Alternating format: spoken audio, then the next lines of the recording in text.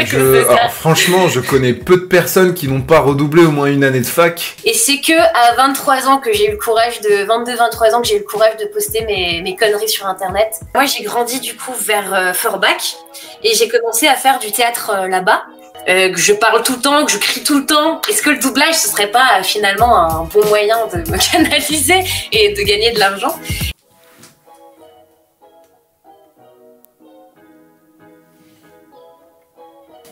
Bon, vous vous demandez certainement qu'est-ce que vient faire cette interview sur ma chaîne YouTube.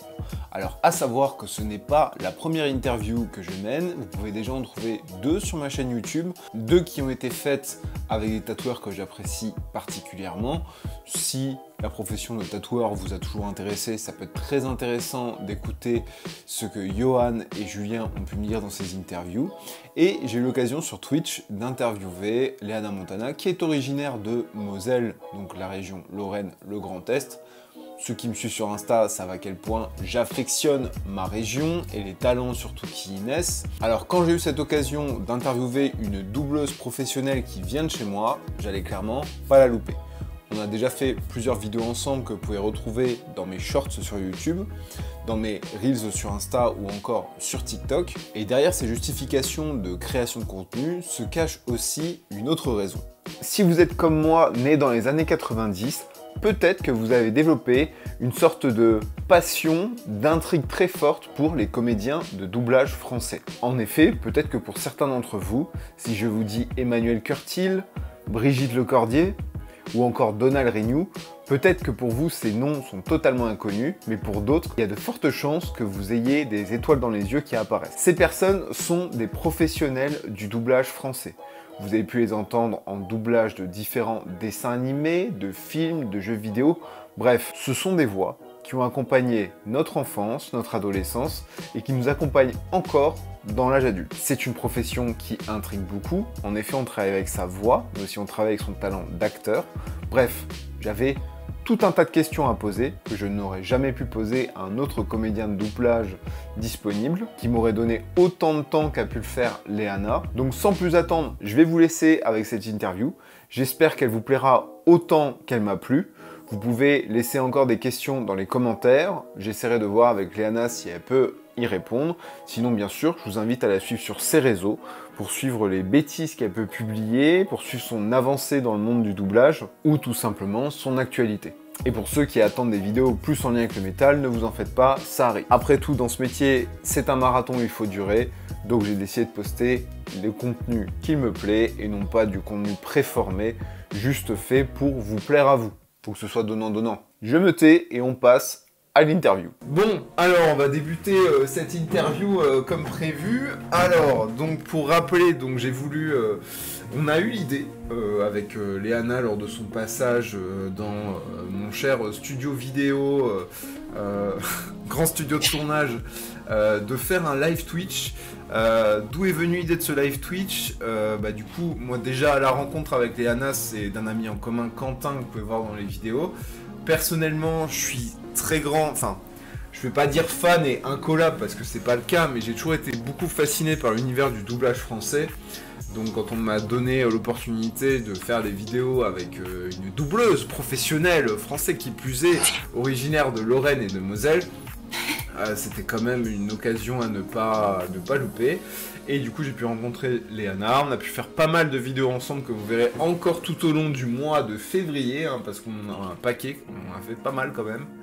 Et eh bien, ce soir on va interviewer du coup Léana, je vais reprendre ma casquette de RH du coup et de recruteur, on va revoir tout son parcours ensemble.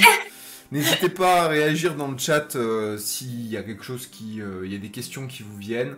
Je pense qu'on fera toutes les questions à la fin, mais vous pouvez réagir en live. Ce qu'on va faire de toute façon, c'est on va enchaîner les différentes questions. Alors, du coup, Léana. Oui. Comme tout bon entretien qui se respecte, je te demanderai d'abord, du coup, déjà je te remercie de ta présence ce soir. Non, c'est moi qui te remercie, merci de m'avoir invité, c'est trop cool. C'est normal, du temps que tu nous accordes, donc je te remercie pour tout ça. Peux-tu te présenter brièvement? Qui est Léana Montana? Alors, je suis comédienne. Ça regroupe un peu tout ce que je fais parce que je fais surtout du doublage, mais je tourne aussi. J'ai aussi un podcast où j'interviewe des personnalités issues du doublage, du théâtre, du cinéma. Et je suis depuis très récemment réalisatrice parce que j'ai réalisé ma toute première web-série là il y a pendant décembre, et donc du coup ça va sortir ce mois-ci. Et j'ai plein d'autres projets de réalisation aussi, et voilà, c'est déjà pas mal. Une vie de comédienne déjà bien remplie. Est-ce que tu peux, tu l'as dit, est-ce que tu peux rappeler ton âge?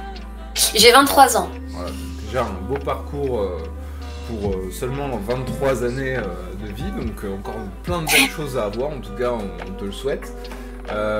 Du coup on va revenir un petit peu sur ton parcours, parce que c'est vrai que je pense ce qui va intriguer le plus de personnes dans le chat, c'est le doublage français, c'est comment on y accède, quelles sont un petit peu les règles, quels sont un petit peu l'entraînement qu'on peut faire pour ce métier, et comment est-ce qu'on perdure, quelles sont les désillusions que nous de l'autre côté on peut se faire, quelles ont été tes surprises. On va revoir un petit peu tout ça dans l'ordre. Donc on va commencer par le tout début, c'est donc comment est-ce qu'on est parti de Léana, née en Moselle, va commencer à se former et future doubleuse par la suite. D'où on est parti à la base? On est parti de... moi j'ai grandi du coup vers Forbach, et j'ai commencé à faire du théâtre là-bas depuis toute petite. Donc j'avais 7-8 ans, je crois que j'ai pris mon premier cours de théâtre à 7-8 ans, et j'ai beaucoup aimé. Et donc du coup j'ai continué, et j'ai continué d'en faire là-bas, et j'ai fait du théâtre aussi à Sarreguemines, qui est aussi en Moselle. Et c'était dans un conservatoire déjà un peu plus big. Et du coup, en fait, plus les années passaient, plus je me suis dit non, mais ce métier, il est fait pour moi, j'ai trop envie de devenir comédienne. Je sais pas ce qui va se passer, mais en tout cas, ce qui est sûr, c'est que je pars à Paris à mes 18 ans, je me casse et j'essaye de faire des trucs.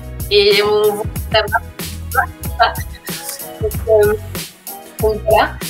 Et donc du coup, c'est ce que j'ai fait. Donc j'ai passé un sort de diplôme au conservatoire de Sarreguemines, où tu fais des examens chaque année, tu passes des cycles en tant que comédienne. Et donc du coup, c'est ce que j'ai fait. Je suis ressortie de là avec un 3e cycle, donc c'est cool. Et je suis partie à Paris, en mode pour faire une fac déjà, pour rassurer mes parents, parce que mine de rien, c'est cool la vie d'artiste, mais c'est cool de faire des études aussi. Et donc du coup, j'ai fait une fac, et à côté de ça, du coup, je me suis intéressée à comment un peu rentrer dans le réseau parisien, et tout ce qui est réseau artistique parisien. Et on m'avait parlé de doublage. C'était une amie qui m'en avait parlé. Et du coup, je me suis dit, mais en fait, vu que je chante, que je parle tout le temps, que je crie tout le temps, est-ce que le doublage, ce serait pas finalement un bon moyen de me canaliser et de gagner de l'argent?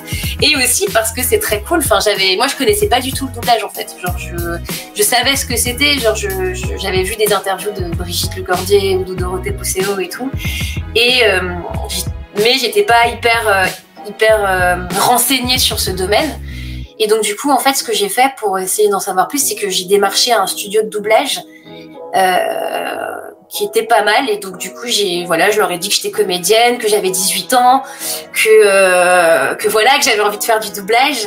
Le truc, c'est que aujourd'hui, ça se fait plus trop de faire ça comme ça. Enfin, normalement, tu démarches des directeurs artistiques. Tu vas pas démarcher directement le studio, tu vois. C'est un peu bizarre de faire ça, mais bon, j'avais pas trop les codes. Mais par miracle, le mec qui m'a répondu par mail, je sais pas, il devait être de bonne humeur. Mais en tout cas, il m'a dit, bah ouais, ok, ça marche, pas de souci. Écoute, nous, on est en train de tester une plateforme en ce moment pour justement recruter des nouveaux comédiens. Donc vas-y, inscris-toi et on verra comment ça se passe. Et donc du coup, je me suis inscrite.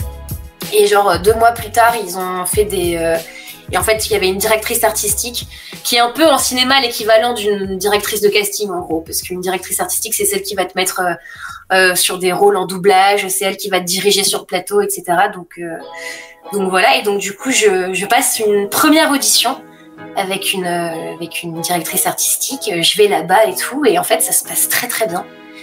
Et du coup, elle m'a dit, bah écoute, je te rappellerai. Et donc, elle m'a rappelé et j'ai fait mes premiers pas avec elle. Donc, c'était pour une une série Netflix et je faisais la meuf qui disparaît de la série. Donc j'ai pas beaucoup de lignes, mais c'était quand même une première expérience. Et donc du coup en fait elle a parlé de moi à une autre directrice artistique, donc j'ai travaillé progressivement avec d'autres gens et c'est comme ça que j'ai fait ma petite place dans le doublage. Je sais pas pourquoi j'ai pris un accent, mais je l'ai pris. C'est une manière aussi. Déjà très aficionados de mes. Je sais pas pourquoi et en plus, moi je le fais mal. Alors. Je sais pas, j'ai paniqué, j'ai fait un accent, je sais pas, je suis. Bref. En tout cas, on a un commentaire de Viron qui dit déjà qu'elle a du talent, en plus elle est magnifique. Donc tu te fais saucer par le chat. Ah là là, merci. Non, mais merci. Merci. Bon, après, c'est la lumière, hein. Ouais, bien sûr. On va revenir un petit peu sur ton parcours, je pense ces questions qui pourraient nous venir. Ensuite, on ira un peu plus sur la partie qu'est-ce que tu as pu doubler, peut-être des choses un peu plus techniques. Déjà, je pense qu'il peut être marrant à savoir, c'est du coup, tu t'es orienté vers une fac en venant à Paris. Alors, tu me confirmes ou pas, t'es allé à Paris dans l'espoir, donc du coup, de percer au niveau comédie, mais la fac, c'était, on va dire, le parachute au cas où, quoi, s'il se passait rien durant l'année. Ouais, voilà, en gros, c'est ça. Et c'était surtout pour assurer mes parents, en fait, aussi, d'avoir un bon prétexte pour aller à Paris. Alors, mais du coup, ils étaient au courant que c'était le projet de base, la comédie? Ouais, quand même. Ils savaient que c'était pour essayer de faire des trucs niveau artistique, mais ils m'ont quand même dit, en vrai, à côté de ça, tu fais ta fac et nous, on te fait pas chier, mais tu fais une fac. Mais tu fais une fac, tu fais ta licence, et tu fais ce que tu veux à côté, mais tu fais ta licence, quoi. Ok. Le chat, vous m'entendez un peu mieux, là? Ou pas? Parce que... je teste avant de faire la prochaine question. Du coup, pour la prochaine... Ah, c'est bon. Super, merci. Merci les retours. Du coup, fac de quoi t'avais tenté à la base? J'ai fait une fac de théâtre théorique et de lettres. Ah oui, donc malgré tout, t'es quand même resté dans le milieu artistique, quoi. Ouais, mais après, ouais. Après, il y avait le côté littérature, où je me disais, si jamais ça marche pas dans ma carrière artistique, au moins j'aurais le côté lettres, fac, et j'aurais même fait un master en journalisme culturel, c'est ça que je devais faire de base aussi. Et je devais faire ce master de base, mais j'ai loupé mon inscription. J'ai oublié d'appuyer sur valider pour envoyer mon dossier, alors que je l'avais fait et tout. De base, j'étais censée aller jusqu'au master, mais en fait, même la 3e année de licence, enfin la 4e, parce que j'ai redoublé ma 3e année, je gagnais déjà de j'étais déjà indépendante et je faisais déjà un peu trop de doublage pour pouvoir suivre tous les cours de fac, quoi. Ok, mais c'est impressionnant, donc t'as quand même réussi à obtenir ta licence, même si c'était pas ton focus principal. Ah j'ai redoublé ma 3e année, du coup. Alors, franchement, je connais peu de personnes qui n'ont pas redoublé au moins une année de fac. Ne serait-ce que oui, effectivement, la folie...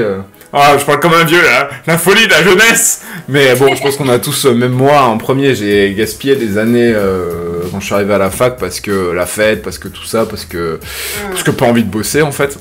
Bah, donc, grave. C'était un an, en fait, c'était dur. En plus, la fac, je faisais que de m'endormir tout le temps. C'était pas mon univers, quoi. C'était des bonnes siestes, quoi. Ouais. T'as cité une chose au départ, c'est que quand t'as commencé le théâtre, t'étais au conservatoire, donc du coup de Sarreguemines. Ouais. Donc le but premier pour toi, c'était quoi? C'était être comédienne ou être plutôt dans le chant? D'être comédienne en fait, parce que le conservatoire, c'était des conservatoires de théâtre. C'était vraiment, ils font de tout, ils font de la musique, de la danse et du théâtre, mais moi c'était vraiment le théâtre que je faisais. Théâtre, ouais. C'était vraiment pour la comédie. Donc on peut dire vraiment dès le départ, toi t'avais un souhait, t'avais déjà la vision sur le métier de comédienne, quoi. Ouais, j'avais même préparé des concours pour parce qu'à Paris il y a des grandes écoles nationales de théâtre où il y a genre je sais pas combien de milliers de candidats pour 30 places et j'avais essayé les concours à 17-18 ans et j'avais pas été prise. Et c'est aussi pour ça que je suis allée à la fac du coup, parce que comme j'ai pas été prise dans ces grands conservatoires là, j'ai fait une fac. Et en vrai, c'est pas très grave parce que à côté de cette fac, j'ai fait un conservatoire pas national mais un peu plus petit, d'arrondissement. On appelle ça un conservatoire d'arrondissement. Et du coup, t'en as un dans chaque arrondissement de Paris. Et du coup, j'avais fait un conservatoire là pour continuer de faire du théâtre et tout, et pour ne pas perdre la pratique.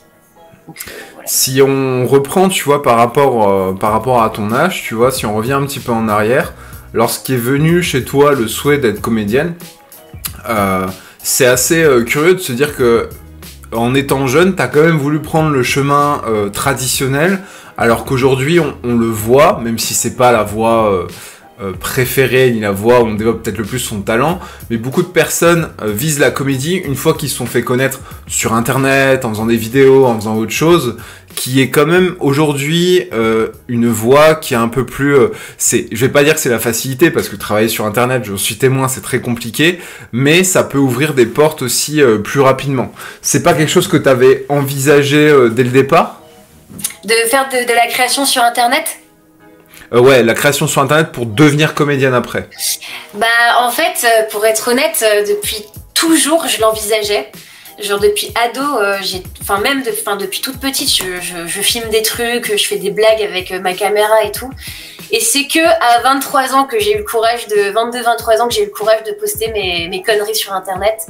Et c'est vrai que j'y avais pensé, mais c'est juste que j'avais trop peur du regard des gens encore. J'étais encore trop attachée à ça. Et c'est à 22-23 ans où je me suis dit j'en ai marre, j'ai envie d'être moi-même sur internet, j'ai envie d'exprimer un peu les délires que j'ai. Et en plus, si ça peut m'aider dans la comédie, dans le ciné ou quoi, c'est tout bénef quoi. Mais c'est vrai que j'y pensais depuis toujours, mais j'ai jamais osé avant. Ok, super. Donc t'as dit, via le conservatoire, du coup t'avais fait du chant à la base. Alors je vais te poser une question un peu technique, est-ce qu'au final, pour être comédien de voix, est-ce que c'est ce talent inné d'avoir une belle voix, ou il y a quand même un travail derrière de travailler sa voix ? Non, t'as pas besoin d'avoir une voix originale ou une belle voix pour faire du doublage. Il faut juste savoir bien jouer pour faire du doublage et savoir être technique, aussi être synchro avec la rythmo, parce que mine de rien c'est quand même assez technique. Moi au début c'était pas hyper évident pour moi d'être tout le temps hyper aligné avec l'image et tout. Mais non, t'as pas besoin d'avoir une belle voix. Je pense que ça peut aider d'avoir une voix originale ou d'avoir une belle voix, mais c'est pas ça qui fait que tu vas faire du doublage ou pas. C'est surtout vraiment comment tu vas jouer, si t'es juste quoi dans ton jeu. Parce que les directeurs artistiques, c'est vraiment ça qu'ils recherchent à fond, quoi. Ouais, c'est étonnant parce que c'est vrai que d'un œil complètement extérieur au milieu, tu vois, en tant que simple spectateur, et le chat peut-être me dira s'ils sont d'accord avec ça ou non, mais on a quand même l'impression que tous les doubleurs français qui sont un peu connus, qui sont sur le devant de la scène, ont quand même une voix particulière, tu vois. Même la tienne. Ouais. Il y a des voix, qu'on peut entendre qui sont assez lambda dans la rue, qu'on peut entendre auprès de tout le monde, et il y a des voix quand même qui sonnent très particuliers. Alors des fois je me demande, est-ce que c'est pas parce que tu la travailles depuis toute petite, et du coup ce qui fait que maintenant t'as une voix très claire, qui est très... t'as peut-être un contrôle dont t'es plus consciente tellement tu l'as fait auparavant. Je me pose la question, c'est vraiment une curiosité. Qu'est-ce que t'en penses de ça ? Mais je pense que t'as pas tort en fait. Je pense que depuis toute petite, on me dit articule bien, pose bien ta voix, parle fort, sois clair dans ce que tu dis, etc. Donc je pense que toutes les personnes qui font du doublage ont eu toutes ces années d'entraînement de comment bien placer sa voix, parce qu'au théâtre, comme la pièce est assez grande, il faut que tu portes ta voix, il faut que tu y mettes du coffre, il faut t'articuler, putain, mais justement là j'articule pas du tout, faut que t'articules bien et tout, et ouais, je pense que ça joue. Après, c'est vrai que il y a un truc qui est marrant et que j'ai observé, c'est que on m'a plus dit, hey, t'as une bête de voix, à partir du moment où j'ai commencé à faire du doublage. et je sais pas trop pourquoi. Genre avant, je faisais pas de doublage, on complimentait pas tant ma voix, enfin, je me rappelle plus en tout cas. Et là, depuis que je fais du doublage, on me dit « Ah, c'est marrant, t'as une façon vachement cool de poser ta voix, ou t'as une voix un peu originale et tout. » Et je pense que c'est à force de l'utiliser, je pense. Mais je sais pas. Je sais pas s'il y a un lien, mais peut-être. En tout cas, j'ai remarqué que c'était vraiment qu'à partir du moment où j'ai commencé à faire du doublage. Alors, peut-être, on va dire, de mes yeux d'analyste fin de personne, de par ce que j'ai fait dans ma vie pro, ce que j'ai remarqué quand on avait passé la journée de tournage ensemble, c'est que tu avais beaucoup plus cette capacité que par rapport aux autres personnes de parler fort, mais de parler fort et bien, tu vois. Non mais, dans le sens où t'avais un volume de base, je trouve, qui était un peu plus élevé, mais t'avais une très bonne élocution qu'avec ça. Genre comme si... On va imaginer la scène, t'arrivais à bien déployer ta gorge, à dire en gros, bien dire les choses distinctement, même en y mettant l'émotion. Merci pour le sub. Tu vois, par exemple, je vais comparer à moi et les personnes, tu vois, que je croise dans la vie toujours qui ont pas ça. Moi, j'ai beaucoup de difficultés avec l'élocution, tu vois. Des fois, je mâche mes mots. C'est un peu le bordel, et c'est vrai que quand je prends le temps de bien parler, de projeter la voix, des choses qui me demandent un effort conscient, ma voix s'améliore. C'est d'ailleurs celle que j'essaie d'utiliser dans mes vidéos YouTube. Donc je pense que c'est peut-être aussi un effet de ça que ce qui était du conscient avant, ça devient de l'inconscient maintenant, et du coup en fait je pense que tu as développé le plein potentiel de ta voix. Ouais, complètement. Je pense que ça doit jouer inconsciemment, et même, tu vois, même pas que dans la voix, je pense que dans le métier de comédienne, t'es tellement obligé de te vendre tout le temps, et t'es tellement obligé d'être sociable, d'avoir de l'énergie, d'être souriant, etc.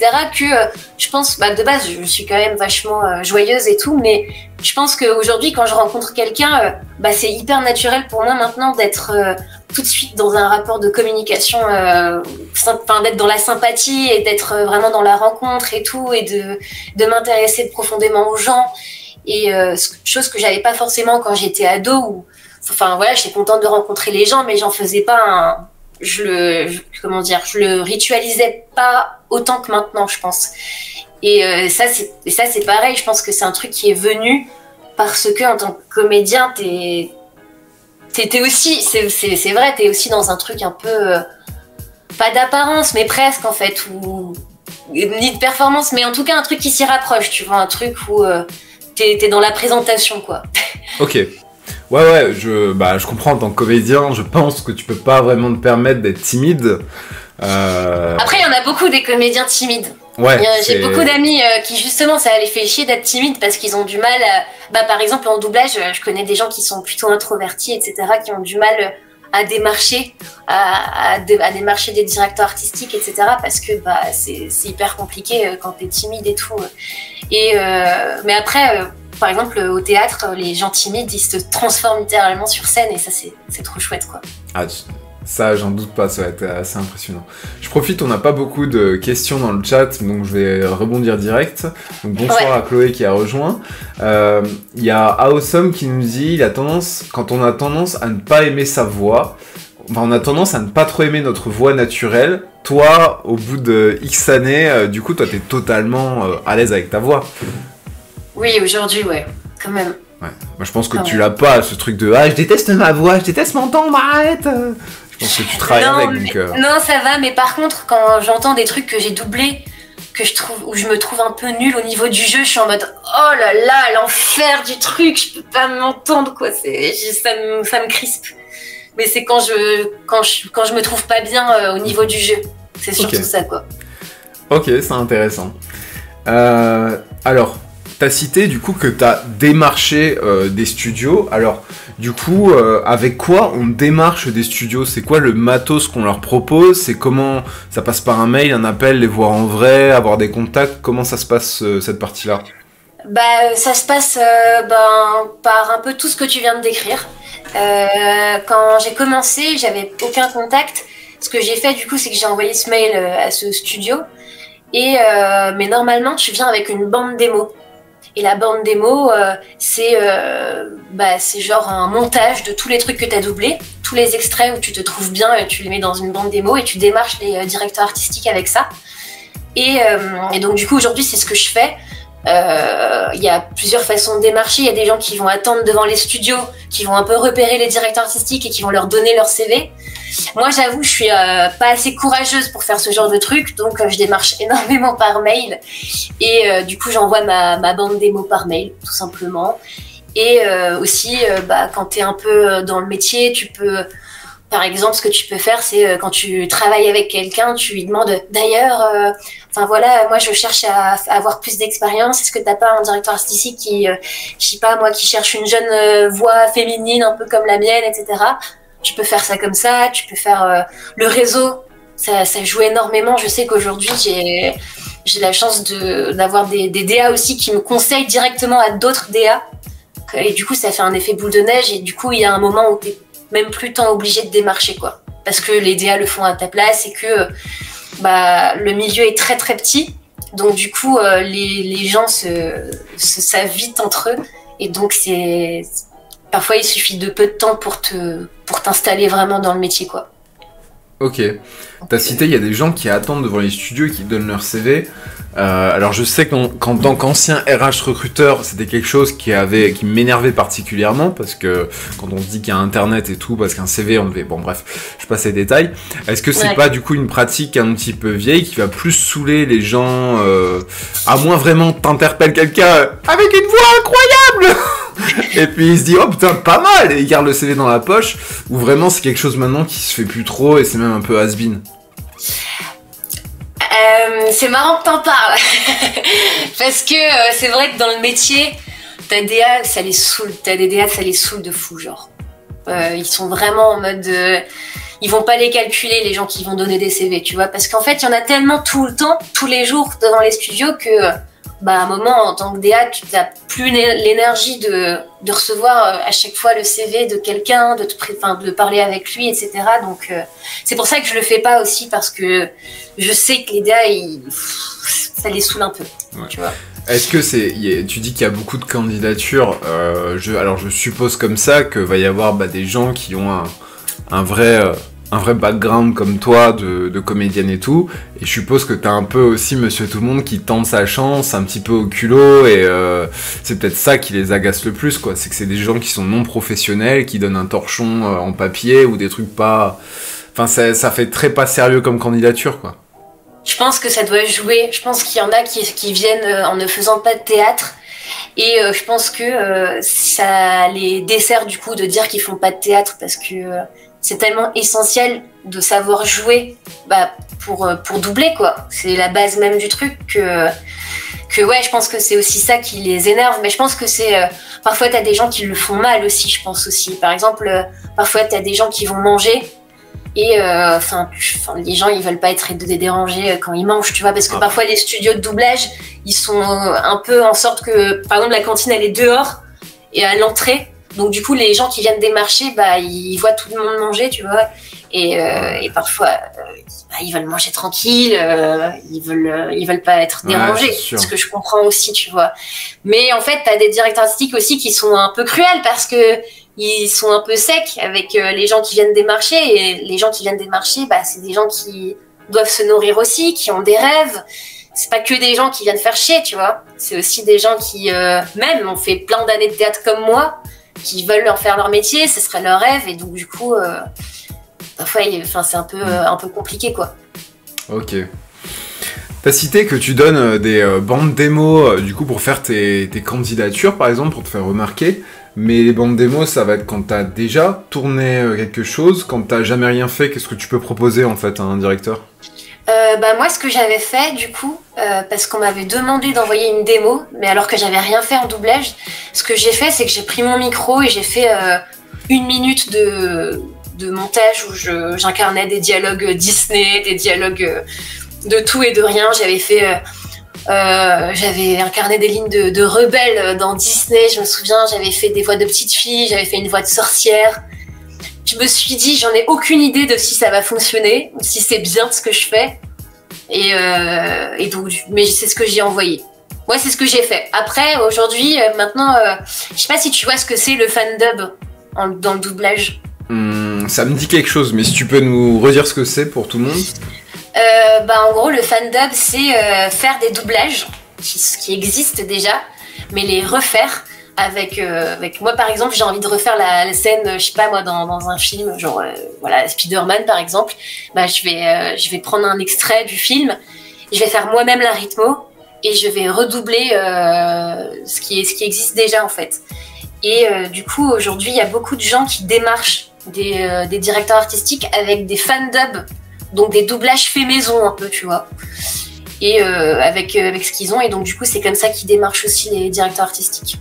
Et alors, t'as fait ça chez toi, t'avais déjà genre du matériel peut-être pour le chant, peut-être un bon micro et tout, t'as pas fait ça avec ton iPhone? Ouais, j'ai fait ça avec un micro, ouais. Ok. J'avais un micro déjà chez moi, j'ai eu de la chance d'avoir un micro chez moi. Ouais, parce que je pense que ça va jouer aussi la qualité de l'audio. Ouais. Si j'en vois la rythmo qu'on m'a fait sur Harry Potter, je suis pas sûr que ça va plus clean. Non, tu vois, ça par exemple, je te conseillerais pas de démarcher avec ça, tu vois. Non, mais c'était quand même très drôle. Je suis impatient que la vidéo sorte, vous l'aurez au courant du mois de février. Ok, on va faire juste un petit... Alors, je vous propose au chat de garder les questions pour la fin, parce qu'il y en a quelques-unes là. Gardez bien ça en tête, quand ce sera le moment, quand on aura fini à peu près les grandes interviews, on passera à vos questions. Alors ça j'avais dit, plateforme. Au final, quand tu proposes une bande démo, parce que avant cette interview, tu m'as donné 2 sites sur lesquels on peut retracer ton parcours d'actrice. J'ai vu, donc du coup tu fournis des photos. Donc même toi en tant que comédienne de doublage, déjà en tant que comédienne je pense que c'est clair, tu dois faire une sorte de Polaroid. Et ensuite je définirai ce que c'est Polaroid pour ceux qui savent pas dans le chat. Pour le doublage, on n'a pas besoin de Polaroid.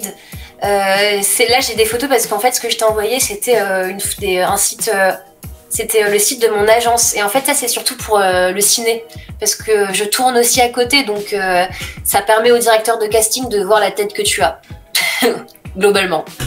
Pour rappeler au chat, alors un Polaroid, c'est simple. C'est quand vous allez voir un photographe et vous demandez un Polaroid. C'est par exemple si vous avez en vue de devenir modèle ou qui plus est mannequin, parce que c'est des métiers quand même qui sont accessibles. Bon, c'est très très haut physique forcément, et Polaroid en fait c'est des photos de vous dans des tenues assez simples pour que en fait les agences puissent se dire on peut lui mettre n'importe quel vêtement, ça passe bien, etc.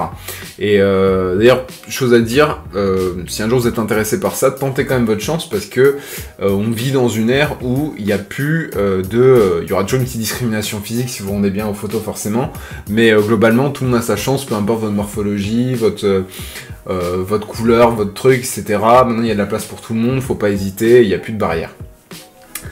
Merci Zéorus, ça fait plaisir. Donc voilà pour je veux juste reparler vite fait de Polaroid. Et donc effectivement, tu as dit que tu souhaites aussi faire plus de comédie, plus de cinéma. On peut voir sur ton profil Insta que tu as commencé à faire ce qu'on peut appeler des petits sketchs de ta propre création. Qu'est-ce qui t'a donné envie de te lancer? Qu'est-ce qui t'a donné cette idée de te lancer sur Insta à ce niveau-là? J'ai commencé à faire des vidéos l'année dernière, mais d'abord je parlais beaucoup de doublage. Je faisais beaucoup des vidéos des rôles que j'ai fait en doublage ou des anecdotes de trucs de doublage et tout. Et comme je t'avais dit, ça faisait longtemps que j'avais envie de faire des sketchs, genre des vrais sketchs. Et pas que parler en face cam d'anecdotes ou de doublage.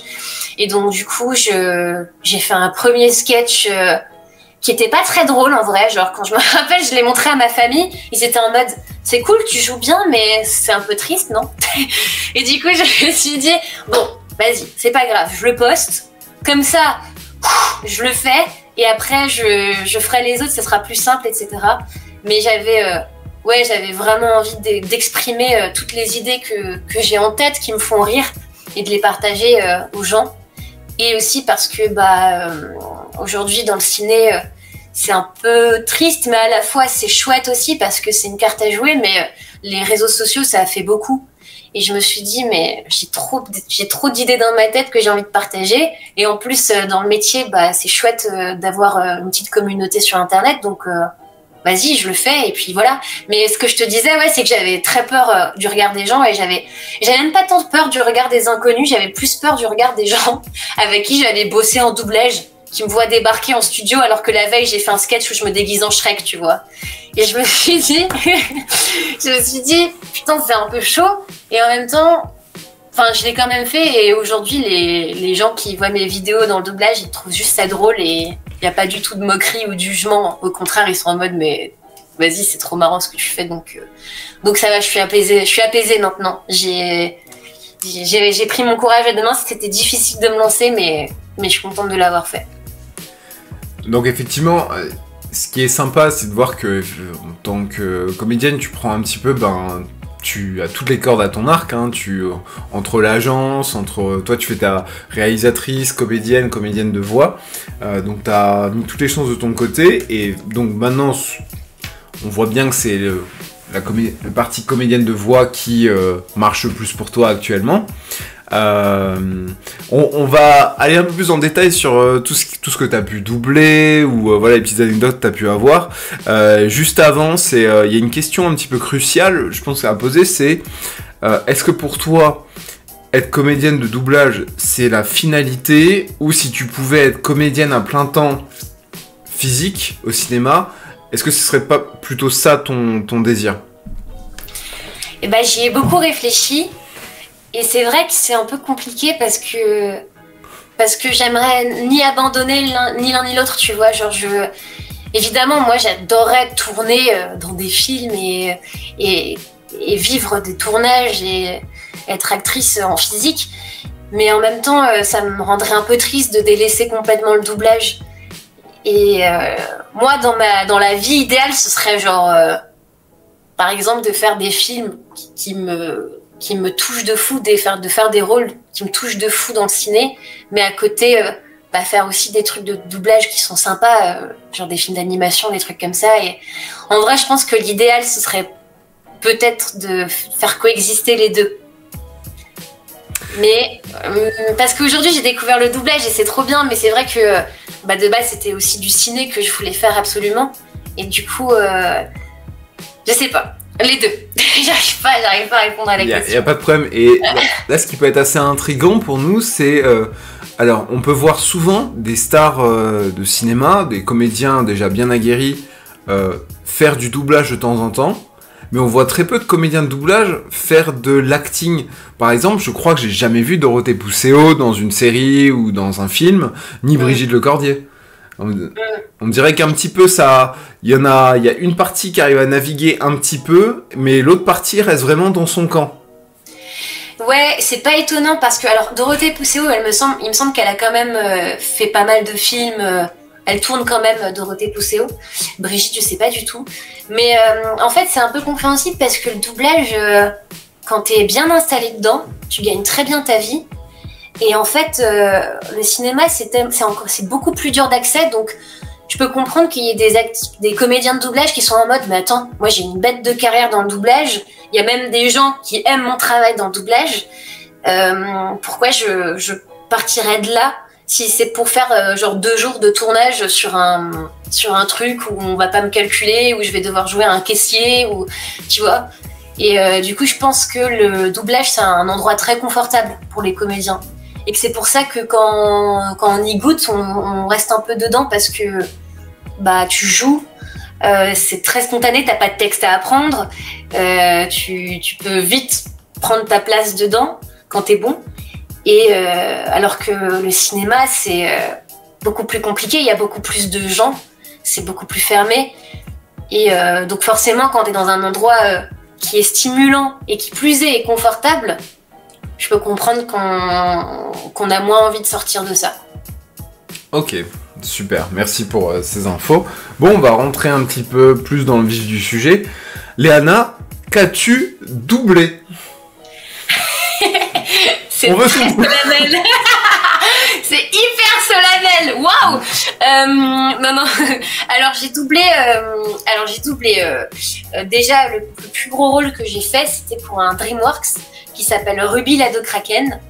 Et j'ai doublé Ruby dedans. Ça parle d'une ado qui se transforme en Kraken, qui doit essayer de gérer sa vie avec ça, et voilà. Et j'ai doublé dans un Pixar qui s'appelle Alerte Rouge, et je double Priya dedans. C'est une meuf qui a une voix comme ça, qui a une voix hyper grave. donc voilà, j'ai doublé, je sais pas s'il y a des amateurs d'horreur, mais il y a une série qui s'appelle From, et je double Julie dedans. J'en parle parce que la série fait de plus en plus regroupe de plus en plus de monde. Je sais qu'il y a pas mal de gens qui la regardent, Donc voilà, sinon, qu'est-ce que j'ai doublé d'autre? Bah, sur Netflix, il y a une série qui s'appelle Meurtre mode d'emploi. Et je double Pipa dedans. C'est l'actrice qui joue dans Mercredi Adams, la blonde, la petite blonde. Et qu'est-ce que j'ai fait d'autre? Bah, j'ai fait d'autres trucs. J'ai fait des animés aussi. J'ai doublé dans My Hero Academia. Le personnage, j'ai regardé, elle n'a pas de nom officiel. Ah oui, non, c'est un petit rôle, hein. C'est pas un perso de fou dans My Hero Academia. C'est un peu en mode random girl numéro 2, tu vois. Alors, pour ceux qui ont regardé My Hero Academia, elle a doublé la fille... Alors, en anglais, c'est Civilian Girl. Donc, c'est une dame qui est mi-animale, mi-humaine. Dans les dernières saisons, c'est celle qui est très grande avec des cheveux blonds et une tête un peu de dauphin ou de requin. Et du coup, quand j'ai regardé, parce que je cherchais son nom, alors peut-être elle a pas de nom, mais elle a pas mal de fans sur internet parce que je suis tombé sur des images pas catholiques. Donc voilà, je vous laisserai là-dessus. Mais elle a des fans, hein, clairement. Mais elle a pas de nom, c'est ça qui est très étonnant. Les fans devraient lui donner un nom. Quoique, je sais pas s'ils devraient lui donner un nom. Non. Vous éviter. Mais je vais juste revenir sur tes deux rôles principaux de Ruby et, en tout cas en tant que comédienne de doublage, de Ruby et Priya. Ruby, c'est pas rien, c'est la voix principale d'un DreamWorks. DreamWorks qui est quand même, c'est... Pour rappeler, DreamWorks, c'est Shrek, hein, c'est le studio qui a fait naître Shrek. Et Monstres et compagnie, si je me trompe pas, ou c'est Pixar? Monstres et compagnie... Non, je crois que c'est Disney Pixar. Hein. Je crois que c'est Pixar. Ouais. J'ai un doute. Comment s'est passé ce casting pour Ruby? Est-ce que c'est toi qui as démarché? Est-ce qu'on est venu te chercher? Raconte-nous un peu tout. Bah, ça faisait déjà quelques temps que j'étais dans le doublage. Et il y avait un directeur artistique qui m'a appelé un jour et qui m'a dit bah voilà, j'ai envoyé, on a fait des essais parce qu'en fait parfois tu passes pas de casting pour le doublage. Genre le directeur artistique envoie 3 voix ou 3-4 voix au client. Donc là le client c'était la meuf qui représentait DreamWorks pour le doublage français. Et donc du coup ils ont choisi ma voix et c'est comme ça que ça s'est fait en fait. J'ai pas passé d'audition. Ça s'est fait par envoi de voix, quoi. Et donc, du coup, j'ai commencé le doublage avec ce directeur artistique avec qui j'avais jamais travaillé, mais qui est très stylé, très gentil et très exigeant aussi. Et c'était trop bien de travailler avec lui. Et donc, du coup, j'ai fait le rôle et c'était mon tout premier rôle cinéma en doublage, quoi. C'était trop bien. Et comment toi t'as reçu la nouvelle quand on t'appelle pour te dire c'est toi qui es choisi? Est-ce que pour toi c'était genre ah bah cool un premier rôle ou c'était genre wouah? Et bah écoute c'est bizarre parce qu'en fait moi je savais pas le titre du film. On m'avait donné aucun indice parce que avant de doubler avec les clauses de confidentialité pardon tu t'as pas des infos. Donc on m'a dit ouais t'es l'héroïne d'un film d'animation et j'étais en mode waouh et j'étais en mode je me demande ce que c'est, mais c'est trop bien, je suis super contente. Et du coup, j'ai su ce que c'était en venant au studio et tout. Mais j'étais évidemment hyper heureuse. Genre, c'est ouf. Enfin, ça fait pas si longtemps que ça que je suis dans le doublage et le fait qu'on me fasse confiance pour des rôles comme ça, c'est trop gratifiant. Je suis trop contente. C'était trop bien. C'était trop chouette. Et alors... Quand t'as fait justement le doublage pour ce rôle, ça se passe comment globalement? Est-ce que tu viens en studio et t'as genre une bande rythmo de tous tes passages à l'écran et puis fini au revoir? Ou ça se passe sur plusieurs jours, plusieurs sessions, ou t'as des éléments du film? Ça se passe sur... pour les gros films, tu peux avoir une petite projection avant de commencer le doublage en VO. Comme ça, tu te familiarises avec ce que tu vas faire. Et en fait, ouais, t'arrives, pour le moment où t'enregistres, t'arrives, pour un rôle principal, t'as 3-4 jours, 2-3 jours, entre 3 et 4 jours, à peu près d'enregistrement. Et du coup, toute la journée. Et en fait, ouais, c'est ça, c'est que chaque passage où il y a ton personnage, tu le vois. Tu vois pas les passages où tu doubles pas, parce que ça fait perdre du temps, ça sert à rien. Et donc, du coup, ouais, j'enchaîne comme ça... avec tous mes passages. Parfois, quand j'ai quand mon personnage interagit avec un autre personnage assez souvent, je vais doubler avec d'autres comédiens. Et ça, c'est cool, ça dynamise la session. Et en gros, tu doubles tous tes passages. Et en général, quand t'es rôle principal, tu vois à peu près tout le film, puisque le rôle principal, il est quasiment presque là tout le temps. Donc voilà. Ok. Et pour Priya, ça s'est passé comment? Alors pour Priya, c'est très marrant parce que j'ai eu j'ai eu énormément de chance. Parce que ça faisait vraiment pas longtemps que je faisais du doublage, genre ça faisait 1 an, un truc comme ça, ce qui est vraiment peu dans le métier. Genre quand t'as 1 an d'expérience, t'es encore un bébé quoi. Et je crois que j'avais 1 an d'expérience, ou 1 an et demi. Et donc du coup, j'avais ma petite bande démo avec les petits trucs que j'avais fait par-ci par-là. Et je l'envoie, je fais une vague de démarchage par mail, je l'envoie à tous les DA et tout. Et je l'envoie à une directrice artistique que j'aime trop. C'était genre c'est mon idole. Parce qu'elle a fait du travail de ouf et tout. Elle s'appelle Barbara Tissier. C'est la voix, entre autres, de Fiona dans Shrek, quand même, c'est pas rien. Et donc du coup, elle est directrice artistique à côté d'être comédienne. Et je lui ai envoyé ma démo et en fait, pile à ce moment-là, elle cherchait des voix pour un film d'animation. Et pile à ce moment-là, elle cherchait une voix comme la mienne. Et donc du coup, je l'ai envoyée au bon moment. Parce que genre le lendemain, elle m'appelle, elle me dit viens, j'ai une audition Disney à te proposer. Donc moi j'avais très peur. Et finalement l'audition s'est super bien passée. J'étais sûre à 90% que je l'aurais parce que c'était tellement fluide. Quand je suis entrée dans le personnage, c'était tellement... ça s'est fait tellement naturellement que je me suis dit en vrai il y a vraiment moyen que je l'ai. Et donc du coup c'est comme ça que j'ai eu le rôle. Et Barbara, elle était très cool parce que elle savait que j'avais pas beaucoup d'expérience et pourtant elle m'a quand même donné sa confiance pour le rôle.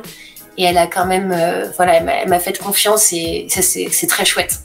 C'est grâce à elle aussi que j'ai pu, je pense, avoir un peu plus de street cred dans le doublage. C'est vrai que la street cred, c'est important. Ça fait très...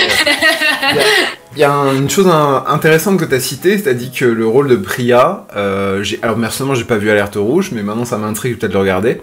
Elle a une voix un peu plus grave. Est-ce que là, pour le coup, toi, ça te demande un vrai effort de moduler ta voix durant tout un doublage comme ça, ou non, ça va? Non, en fait, c'est vrai qu'elle avait une voix, genre... Elle avait vraiment une voix ici, genre, tout le long du film, je suis comme ça. Et ce qui était pas dur, ce qui était dur, c'était pas la modulation de voix, c'était surtout le fait de jouer, mais en étant hyper monotone comme ça. D'avoir la balance de... Tu dois quand même transmettre des trucs, mais en même temps, le personnage, elle a une voix hyper, genre... C'est toujours sur la même ligne, tu vois. Et c'était ça qui était un peu le plus challengeant. Mais sinon, la modulation de voix, ça allait. Ça le faisait... je le faisais instinctivement. J'avais pas trop de problèmes. Pour le chat, pour ceux qui sont pas trop, connaisseurs du milieu du doublage, qui n'ont pas regardé des sessions de doublage en live, donc vous pouvez retrouver sur YouTube. Il y a Allociné qui maintenant fait qui en parle beaucoup. Voilà, maintenant il y a des gens qui sont vraiment très investis et qui permettent de découvrir cette scène-là. C'est exactement ce que Léana vient de faire à la caméra là, c'est que vraiment en fait le talent d'acting il est présent parce qu'au final la personne qui fait la voix du personnage doit vraiment ressentir la même chose, limite faire les mêmes gestes, etc. pour vraiment retranscrire la même voix. Et vous pouvez le voir dans les sessions. Je pense que moi, une des choses qui m'avait le plus marqué, c'était limite touchant, et je pense que ça a été délivré comme ça. C'était la dernière saison de l'Attaque des Titans, le doublage des personnages principaux par les doubleurs officiels, qui dans les dernières scènes découvrent aussi le scénario et qui sont pris tellement d'émotions qu'ils commencent à pleurer et à sortir. Faut vraiment pas sous-estimer le travail d'un doubleur en termes d'émotion et d'investissement, parce que parfois c'est tout à fait équivalent à un rôle, voire même plus. Donc voilà pour le petit, je tenais à faire l'aparté parce que vraiment j'ai vu des choses qui étaient, même nous en tant que spectateurs ça nous touche quand on voit ça, donc c'est important de le mentionner. Ok, donc Ruby, Priya, d'autres petits... Alors, quand t'es venu chez moi, tu m'as livré une anecdote qui était hyper... limite choquante pour moi. Attends, de quoi tu vas parler? Les animés. Ah ok, d'accord. Ne t'inquiète pas, RH, je suis... Alors tu me rappelles que t'as vraiment insulté, bref. Alors, au niveau des animés, tu m'avais cité une chose, parce que je sais que mon chat et les personnes qui me suivent dans ma communauté sont assez fans d'animés, et je pense que la petite anecdote que tu vas nous dire va un peu les surprendre, parce que moi ça m'a mis le cul par terre, mais maintenant, c'est vrai qu'en observant un peu plus, je comprends bien mieux. Vas-y, je te laisse livrer l'anecdote. Mais je sais pas de quoi tu parles. Bon, alors, tu m'avais dit que chez moi, que en fait, nous, en tant que spectateurs, on voit vraiment... le doublage d'animé, c'est quelque chose qu'on chérit vachement. Parce que, surtout dans les années 2000, où il y a eu les doublages des grands noms que tout le monde sort à chaque fois, c'était Full Metal Alchemist, la première, enfin pas le Brotherhood, celui d'avant. Il y a eu GTO qui a été beaucoup applaudi pour sa VF, etc. Donc nous on a tendance, et Dragon Ball bien sûr, hein, qui a ses voix emblématiques, notamment avec Brigitte Lecordier qu'on a abordé avant. Mais tu m'avais dit qu'au final, doubler un animé... C'est vrai qu'il y a un truc un peu bizarre dans le doublage, c'est qu'il y a un peu des projets qui sont plus stylés que d'autres.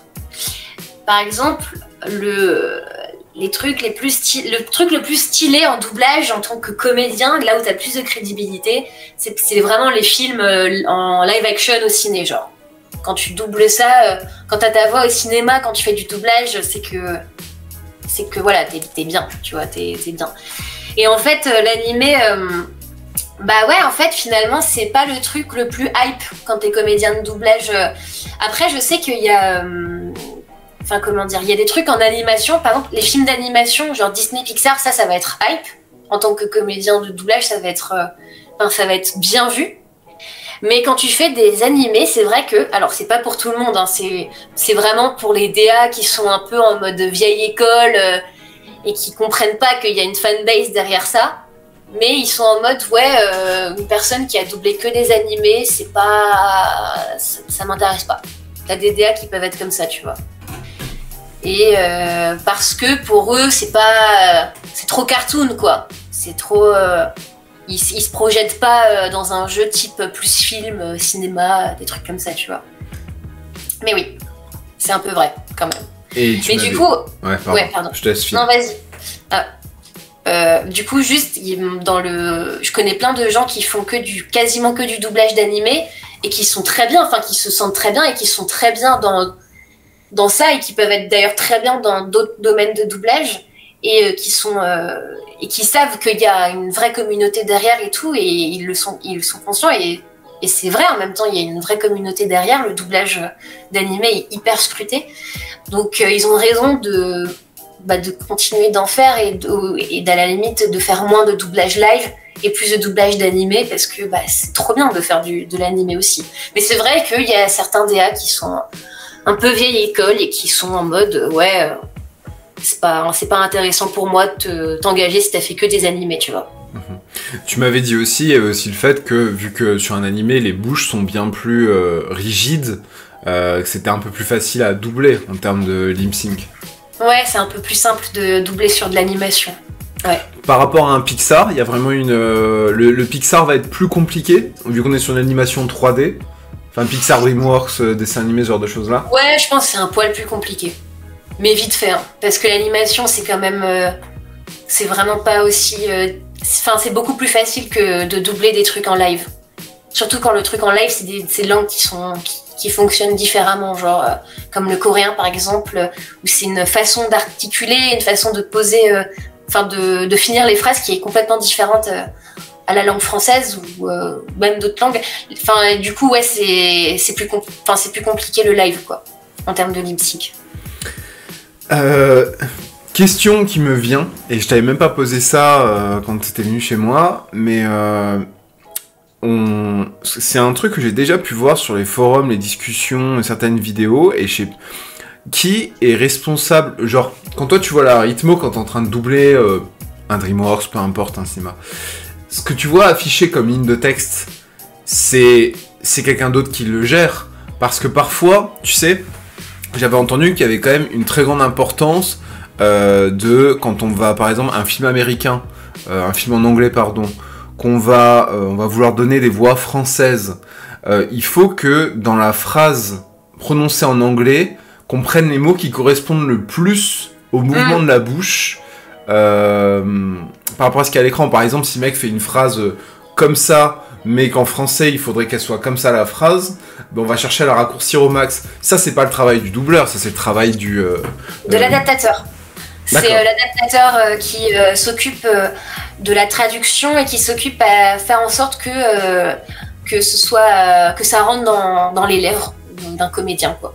Et ça, c'est un travail de ouf en vrai. Et ils sont grave dans l'ombre, mais eux, ils font que on va s'en sortir devant la rythmo, quoi. Et que ça va être à la bonne longueur, que ça va rentrer pile dans les lèvres, etc. Ok. T'as cité avant l'importance de faire du cinéma en live action en termes de doublage, que c'est ça qui est vachement applaudi. Est-ce qu'au final, tu doubles à J0 une actrice, imaginons la Julie de From par exemple, ouais. Et elle commence à se faire connaître parce qu'elle a fait un super rôle et tout, elle commence à monter et tout. Est-ce que c'est automatiquement toi qu'on va choisir pour le doublage? Est-ce que c'est un doubleur suit quelqu'un pour toute sa carrière, ou ça peut changer? Et j'aurais après une seconde question par rapport à ça. Ok, je pensais que tu allais enchaîner la deuxième question. Non, du coup, non, c'est pas obligé que je la suive, Julie dans From par exemple. Ça dépend en fait du DA qui aura le prochain projet où elle est dedans.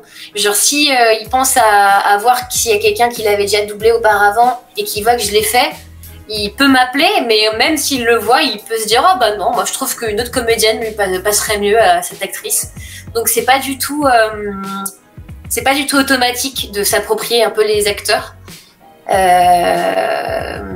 Après, par exemple, Donald Renew avec Andrew Garfield, par exemple, là c'est acté que c'est son acteur et que c'est toujours lui qui le double, quoi.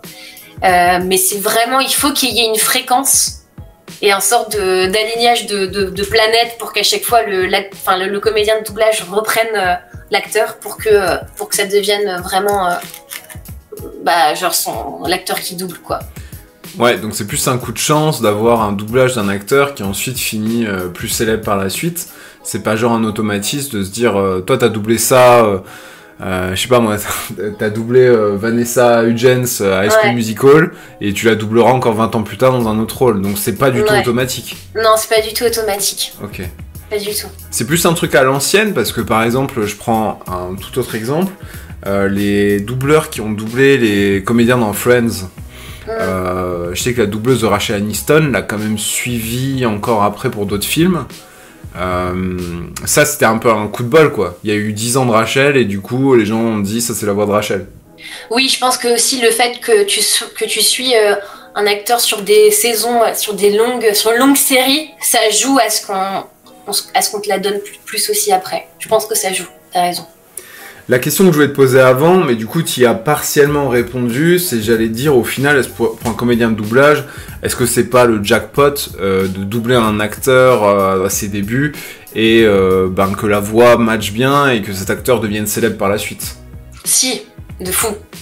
Si, c'est trop bien pour un comédien de doublage, ça lui assure du travail, c'est chouette. C'est chouette quand ça arrive. C'est très cool. Mais ça tient de la chance et de la... Bah ouais, ça tient de la chance. Et je pense qu'à l'époque, ça se faisait un peu plus parce qu'il y avait moins de monde aussi. Aujourd'hui, il y a tellement de monde que voilà, c'est un peu plus compliqué. Par contre, il y a un site qui répertorie chaque comédien de doublage, chaque projet qu'un comédien de doublage a fait. Et c'est là que les directeurs artistiques vont consulter pour voir s'il n'y a pas une actrice que j'ai déjà doublée qui se retrouve dans un projet qui dirige, tu vois. Ok. C'est un sorte d'annuaire de doublage en gros. Ok. Il y a, durant cette petite interview, il y a deux choses que tu dis qui sont un petit peu contradictoires. La première, c'est à la fois, tu dis, il y a beaucoup de monde, tu viens de le dire à l'instant, mais en même temps, tu as dit avant que c'était un milieu très petit, voire fermé. Ouais, bah il y a déjà plus de monde qu'il y a quelques années, ça c'est sûr. Mais c'est vrai que c'est un métier assez fermé, mais en même temps, il y a de plus en plus de monde qui démarche ce milieu-là, tu vois. Et c'est vrai que ça peut sembler contradictoire, mais je pense juste que il y a plus de demandes que d'emplois, et que contrairement à quelques années, la demande est 3 fois, 4 fois plus haute, je pense. Vraiment. Ah oui, quand même. Et que c'est pour... Ouais. Il y a énormément de gens qui viennent démarcher. Il y a énormément de gens qui démarchent même virtuellement dans la vraie vie, etc. Le métier reste... Je sais pas s'il est plus fermé aujourd'hui qu'avant, mais parce que à l'époque, on pouvait assister à des sessions de doublage. Aujourd'hui, on peut encore, mais c'est hyper compliqué parce que les studios sont de moins en moins friands à le faire, parce qu'il y a eu beaucoup de cas de gens qui dévoilaient ce qui se passait dans une série après avoir assisté, ou dans un film. Et donc, du coup, ça rompt complètement les clauses de confidentialité. Et aussi, le Covid n'a pas aidé. Du coup, c'était aussi interdit à ce moment-là d'assister. Et ce qui est marrant, c'est que, à contrario, on parle énormément de doublage, c'est de plus en plus connu et vu et parlé. Et donc la demande est aussi plus forte parce qu'on se dit mais on envisage ça vraiment comme un métier et tout. Avant même de faire du théâtre, c'est ça qui est marrant, c'est qu'il y a des gens qui m'écrivent pour me dire qu'ils veulent faire comédien de doublage avant de me dire qu'ils veulent faire comédien.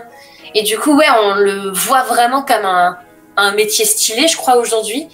Et c'est pour ça qu'il y a plus de gens qui démarchent et qu'il y a une demande plus haute. Ok. Donc je reviens juste sur le milieu petit. Du coup, une question qui est revenue dans le chat avant, c'est est-ce que toi, tu as pu côtoyer des grands noms du doublage français? Est-ce que c'est difficile de leur parler? Est-ce que c'est des gens tout à fait accessibles? Et qu'est-ce que tu en as pensé de tout ça? La plupart sont très accessibles, quand même. J'ai doublé, par exemple... alors peut-être ça va être moins connu que genre des Donald Regnault ou des Dorothée Pousseau, mais j'ai beaucoup travaillé, par exemple, avec Damien Boisseau, qui est la VF de tellement de trucs. Il faudra regarder sur internet, mais il a fait tellement de trucs, ce mec, qui est très gentil. Laetitia Lefebvre aussi, qui est une comédienne aussi très gentille. Même Barbara Tissier, qui est une comédienne, directrice artistique hyper gentille. En fait, c'est des gens, quand même, la plupart, je suis tombée sur des gens hyper accessibles, hyper gentils, qui sont, c'est des sucres, quoi. Donc c'est rare quand je tombe sur des gens qui se la pètent un peu, en vrai. Mais oui, parfois dans les studios, j'ai déjà croisé Donald Regnault, Dorothée Pousseau, Adeline Chetaille, etc. Tu les croises dans les couloirs, tu dis bonjour et puis voilà, quoi. Mais ils sont gentils, ils sont polis. Je suis grand fan. Donc ouais, c'est vrai que pour Adeline Chetaille, c'était dur de pas dire que j'étais fan d'elle, mais après j'essaye de pas être trop en mode fangirl quand je croise des gens dont j'admire le travail, parce que ça me met dans une place un peu spéciale d'être en dessous d'eux, alors que j'ai pas envie de renvoyer ça non plus. J'ai juste envie d'être une collègue, en fait, et c'est ce que je suis d'ailleurs. Donc voilà, je fais rarement la fangirl. Parfois même, je connais des gens et je fais semblant de pas les connaître en mode « Hey, tu t'appelles ?» Ouais, ok, enchantée. Alors que je sais très bien qui ils sont, tu vois. C'est juste pour pas les gêner et pour pas me mettre dans l'embarras non plus. Ah, mais je peux comprendre effectivement que ça peut gêner à la fois les doubleurs pros. Si t'as quelqu'un qui vient « Je connais toute ta filmographie, je connais tous tes trucs, je connais toutes tes répliques », ça met effectivement une position de fan plutôt que collègue. Ouais. Et on n'a pas trop envie, ça a tendance, la position de fan, l'air de rien, ça a tendance à un peu infantiliser. On voit les gens avec des étoiles dans les yeux, c'est un peu différent. Donc même si le stratagème est un petit peu détourné, je comprends tout à fait que ce soit le cas. Super. Il y avait une petite anecdote que je dois te livrer, parce que du coup, quand on avait fait les vidéos, tu nous avais appris plein de choses sur le doublage à moi et à Quentin. Et du coup, tu m'as permis de réaliser une chose qui... donc là, je vais raconter une anecdote pour le chat aussi. Durant la période de Noël, du coup, je suis allé comme d'habitude, je suis allé chez mes parents pour bouffer, voilà, simplement, et passer du temps avec eux. Et mes parents sont très amateurs de vous savez, ces petits feuilletons que vous avez sur les chaînes, vous savez, qui sont un peu comme un Plus belle la vie en version courte, et maintenant il y en a sur TF1, sur M6, il y en a un peu partout, avec des scénarios différents. Et donc, eux, ils consomment ça. Et moi, je me demandais, en fait, j'étais sur mon portable, en fait, comme d'habitude, comme tout enfant ingrat que je suis, au lieu de partager l'instant présent. Non, pas les feux de l'amour. Mais c'est pas loin de ce que je vais vous livrer comme anecdote. Et du coup, la série passait, et moi, je me posais la question, je me suis dit, mais comment ça se fait que je trouve ça aussi mauvais? Alors que c'est les acteurs français et tout, il n'y avait pas de doublage, hein, je précise bien. Ouais. Et en fait, j'ai réalisé une chose, c'est que, en fait, dans la façon dont il parlait et la façon dont étaient faits les dialogues, il y avait absolument zéro authenticité. C'est-à-dire que il faisait des phrases, et vous pouvez comparer avec un DreamWorks, un truc comme ça. Merci Nimbat, bienvenue. Vous pouvez comparer avec des animés ou des trucs comme ça, mais en fait, il faisait des phrases vraiment hyper synthétiques du style qu'as-tu mangé à midi? Ben, j'ai mangé ce qu'il y avait dans le frigo, comme tu me l'avais laissé hier. Ah, très bien. Et tu n'as pas d'autre chose à me dire? Alors, je savais pas que c'est un mauvais talent de comédien, je pense que c'est la DA qui veut que ce soit très carré, mais par rapport, tu vois, au doublage qu'on avait fait et ce que nous avait appris, je trouve qu'il y a bien plus d'authenticité dans la manière dont on parle. En fait, un bon acting, tu me dis si je me trompe, c'est... Si on n'a pas l'impression, en fait, c'est des acteurs, on a l'impression que c'est des gens qui pourraient nous parler dans la vraie vie. Et un mauvais acting, ça va être quelqu'un où tu sais très bien que s'il parle comme ça, tu vas dire « Wesh, qu'est-ce qui se passe, frère ?» T'as balé dans les fesses. Et vraiment, vous remarquerez, si vous faites l'exercice de regarder ce genre de série, parce que c'est toute l'année maintenant, regardez bien la façon dont ils se parlent et le vocabulaire qu'ils utilisent, c'est pas du tout un truc qu'on utiliserait. Et même les jeunes, hein. Ouais, mais tu parles d'un doublage, on est d'accord? Ou tu parles d'un truc filmé? Là, c'est la comédie tout entière, hein, parce que tout était français. Mais du coup, dans le doublage, par contre, je l'ai remarqué avec les films de Noël. Oui, je vois ce que tu veux dire. Que c'était très... Ah, te voilà ici, Roberto. Je pensais pourtant que tu étais retourné au Mexique. Oui, je vois exactement. Mais t'as hyper bien résumé. Le jeu le plus naturel, c'est le meilleur acting. Mais que ce soit en ciné ou en doublage. C'est-à-dire qu'en doublage, un excellent doublage, c'est quand on se demande si c'est français ou si c'est fait dans un autre pays, tu vois. Genre ça, c'est vraiment un bête de doublage. Par contre, y a des doublages où il manque de temps, que ce soit les adaptateurs ou que ce soit les comédiens. Et donc, du coup, ils vont faire un truc qui va sembler un peu plus mécanique et moins naturel et parler un peu avec une intonation un peu similaire à ça. Parce qu'ils n'ont pas le temps, en fait. Et parce que c'est efficace. Donc, c'est tout à fait ça, ouais. Et dans le ciné, parfois ça arrive aussi que le texte est pas ouf. Moi, il y avait un truc, tous les trucs, là je le vois dans le chat, par exemple le jour où tout a basculé, des trucs comme ça. Je trouve que c'est vraiment dans la DA, que ce soit entre mi-documentaire, mi-mal joué, enfin pas mal joué, mais il y a des mises en scène parfois un peu bizarres. Ouais. Et oui, mais ça c'est parce que c'est fait à la va-vite, quoi. C'est à la va-vite de ouf. Et justement par rapport à la voix, je trouve que dans ces séries-là, tu vas me dire, je vais essayer d'exprimer l'idée de la manière la plus claire possible, parce que voilà. Leur élocution est tellement claire que c'est même pas que on sait clairement c'est de l'acting en fait. Et j'ai l'impression en fait qu'un bon acting, si on prend maintenant la comédie française, c'est quelqu'un qui arrive à te donner l'impression qui mâche un peu ses mots, qui parle un peu à sa manière, mais pour autant tu comprends totalement ce qu'il dit. Ouais. Et ça je trouve ça fou. Je prends par exemple un exemple qui me vient en tête.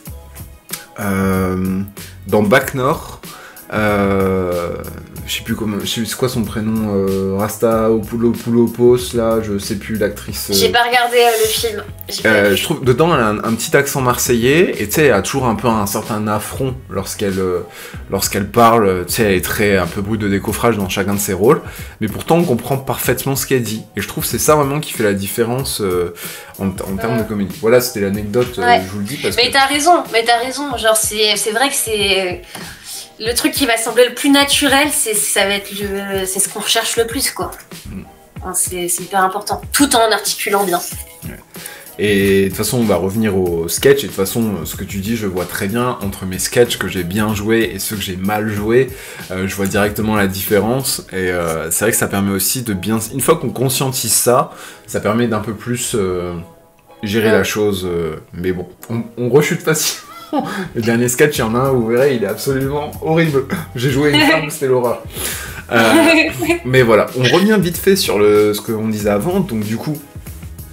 Toi, tu t'es lancé sur les sketchs un petit peu sur Instagram, donc comme tu as dit, c'est pour mettre en valeur ton talent d'acting, de mise en scène aussi, parce que c'est à de rien, c'est important sur Instagram, c'est à la fois important et c'est vraiment à l'état de détail, parce qu'il faut quand même rester vachement authentique pour que les gens adhèrent et se disent pas c'est une super production, enfin bref, on passe les détails. Je tiens à dire, et je te l'avais déjà dit en vrai, que t'as un engagement de folie pour des petits sketchs comme ça que tu fais. Après, t'en as ton combienième vidéo à peu près sur ton compte? Je crois que j'ai genre 100 publications, j'ai dû faire une trentaine de vidéos, je sais pas. Ouais, j'ai dû faire une trentaine de vidéos, de sketchs. Non, un peu moins, une vingtaine, un truc comme ça. Entre 20 et 30. Et comment te viennent les idées de faire ces sketchs-là?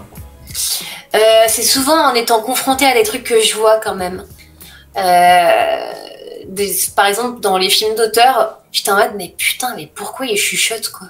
Tu sais, je m'étais fait de la réflexion, et je me suis dit, mais vas-y, c'est giga drôle de mettre ça dans un sketch et de briser le 4e mur et de dire, mais pourquoi tu chuchotes? Et de faire un truc comme ça, tu vois. Et sinon, les idées, ouais, ça me vient vraiment, soit en vivant des trucs, soit en regardant des films, soit en parlant avec des gens. Par exemple, pour le sketch, les trucs dans les musées, le film projeté dans les musées contemporains, j'ai un ami qui était justement au centre Pompidou de Metz, qui m'envoie une petite télé avec un film un peu contemporain. Et je me dis, non mais c'est pas possible le foutage de gueule, quoi. Enfin, le foutage de gueule, c'est comme ça que, c'est de l'art, c'est de l'art contemporain, c'est de l'art contemporain, et ça a son public, etc. Et en vrai, il y a des trucs qui m'hypnotisent de fou, moi aussi, perso. Mais c'est juste que je me dis, mais il y a tellement une vanne à faire là-dessus, genre. Vraiment, les trucs que personne ne comprend dans les musées, le film, c'est le seul moment du musée où tu peux t'asseoir, tu regardes un truc, tu comprends rien à ce qui se passe. Et je me suis dit, vas-y, il faut que j'en fasse un sketch, c'est trop drôle. Et voilà, et ça me vient... Mais parfois, j'ai pas d'idée pendant 2 semaines. Il y a des moments où je poste pas pendant longtemps parce que tout simplement, j'ai aucune idée, quoi. Je sais pas quoi faire. Et en général, du coup, j'essaye de vivre des trucs, d'observer des trucs. Mais je pense que toi aussi, genre, t'observes des trucs, tu te nourris un peu de ce qu'il y a autour de toi pour écrire des trucs et faire des vidéos, quoi. Ah ouais, j'ai un bloc-notes rempli, mais ce qui est marrant, ce bloc-notes, je mets plein de trucs et des fois je les efface en disant, au bout de 2-3 semaines, tu dis, non, finalement, ça va être trop compliqué.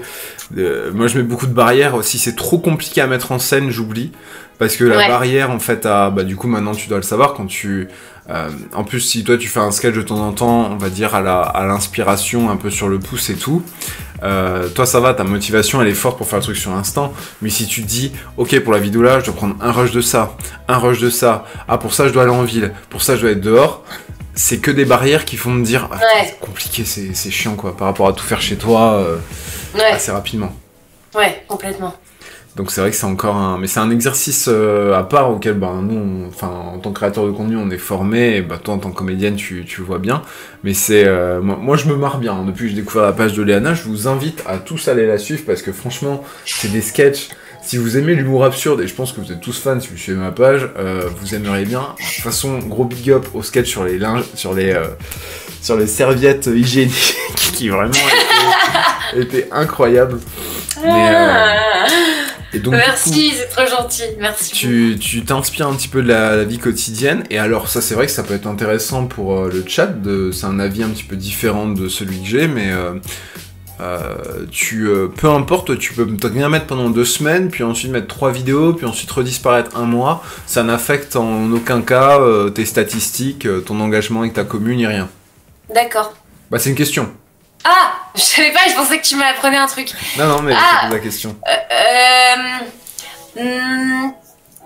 Je crois que ça n'impacte pas trop, en fait. J'ai pas vu de différence, tu vois. J'ai pas trop vu de différence. De mon côté, en tout cas. tu vois que ta communauté grandit assez rapidement. Je vois quand on s'est connus, t'étais à 29, là t'es déjà bientôt à 31, je crois. Ouais. Donc ouais, ça grandit vite, mais tu sais, moi je suis un peu une capricieuse et du coup je me dis ouais mais lui ça grandit plus vite. Enfin je me compare à des créateurs. C'est ça, la comparaison et malheureusement on attend. Ça c'est un très mauvais réflexe qu'on a tous. Ouais. C'est on se fasse comparer au 1% qui a la chance, qui est tombé dans le bon truc et qui performe. Au lieu de se comparer aux 99% qui galèrent comme toi et qui... Bon, moi je sais que dans ma création de contenu, à part 2-3 réels qui ont pété, le reste c'est que du gros ramage sa mère. Donc on fait avec, mais en tout cas je m'en fais pas. Après ce qui est bien c'est que toi c'est pas ton cœur de métier, tu vois, ça sera toujours ça. C'est toujours un bonus pour toi pour complètement. Faire plaisir. Et ta web série du coup sera sur Instagram ou sera sur elle sera YouTube. Sur Insta, TikTok, YouTube. Ok. C'est quoi, c'est des petites vidéos de 2-3 minutes ou c'est du format plus long? Ouais, ça va être... on a essayé de limiter à 2 minutes, mais je crois qu'il y a 2-3 épisodes qui durent un peu plus.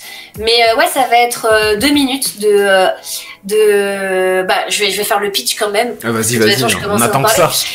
Ça parle... alors, vous allez voir, elle s'est inspirée de sa propre vie, mais c'est un peu vrai, mais ça parle d'une jeune comédienne qui arrive à Paris avec des rêves plein la tête et qui rêve de devenir actrice. Et en fait, le truc, c'est qu'elle est hyper naïve, hyper maladroite, qui comprend pas les codes de comment ça fonctionne, et en fait chaque épisode ça raconte une aventure rocambolesque qui lui arrive parce qu'elle découvre ce monde plein de cynisme, et elle a justement une soif et une envie de tout découvrir avec beaucoup de joie et d'humour, et en fait elle se heurte un peu à ce métier qui est parfois cruel, et du coup c'est un peu cette confrontation entre le cynisme du cinéma et une jeune comédienne qui voit les choses en grand. Et c'est montré à travers des situations humoristiques et complètement absurdes. Ok, voilà. C'est sympa, du coup on pourra un peu plus découvrir. Du coup ça peut peut-être être l'occasion de te poser cette question-là. C'est quelle a été ta plus... Alors, 2 questions importantes. En plus, ces questions, généralement, je pose en fin d'entretien pour te dire j'ai pas perdu le pli. La première, c'est quelle a été ta plus grande désillusion en entrant dans le métier de comédienne? Si bien sûr, ça ne te gêne pas de nous partager ça, parce que des fois, il y a des choses qui se disent pas. Mais est-ce que tu peux nous partager ça ou c'est peut-être trop tendu comme sujet? Non. Je pense que ma plus grande désillusion, c'est le fait que parfois, tu peux avoir toutes les cordes à ton arc. Si t'es pas enfant d'eux, si t'as pas 100 000 followers sur Insta, t'es pas intéressant.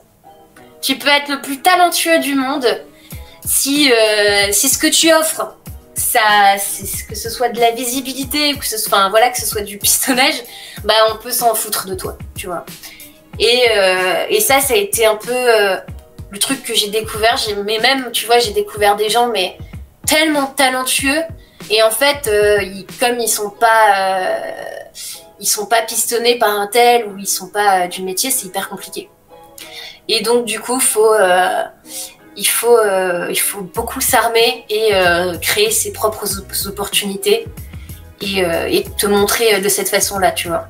Mais c'est vrai que c'était ma plus grande désillusion, je pense.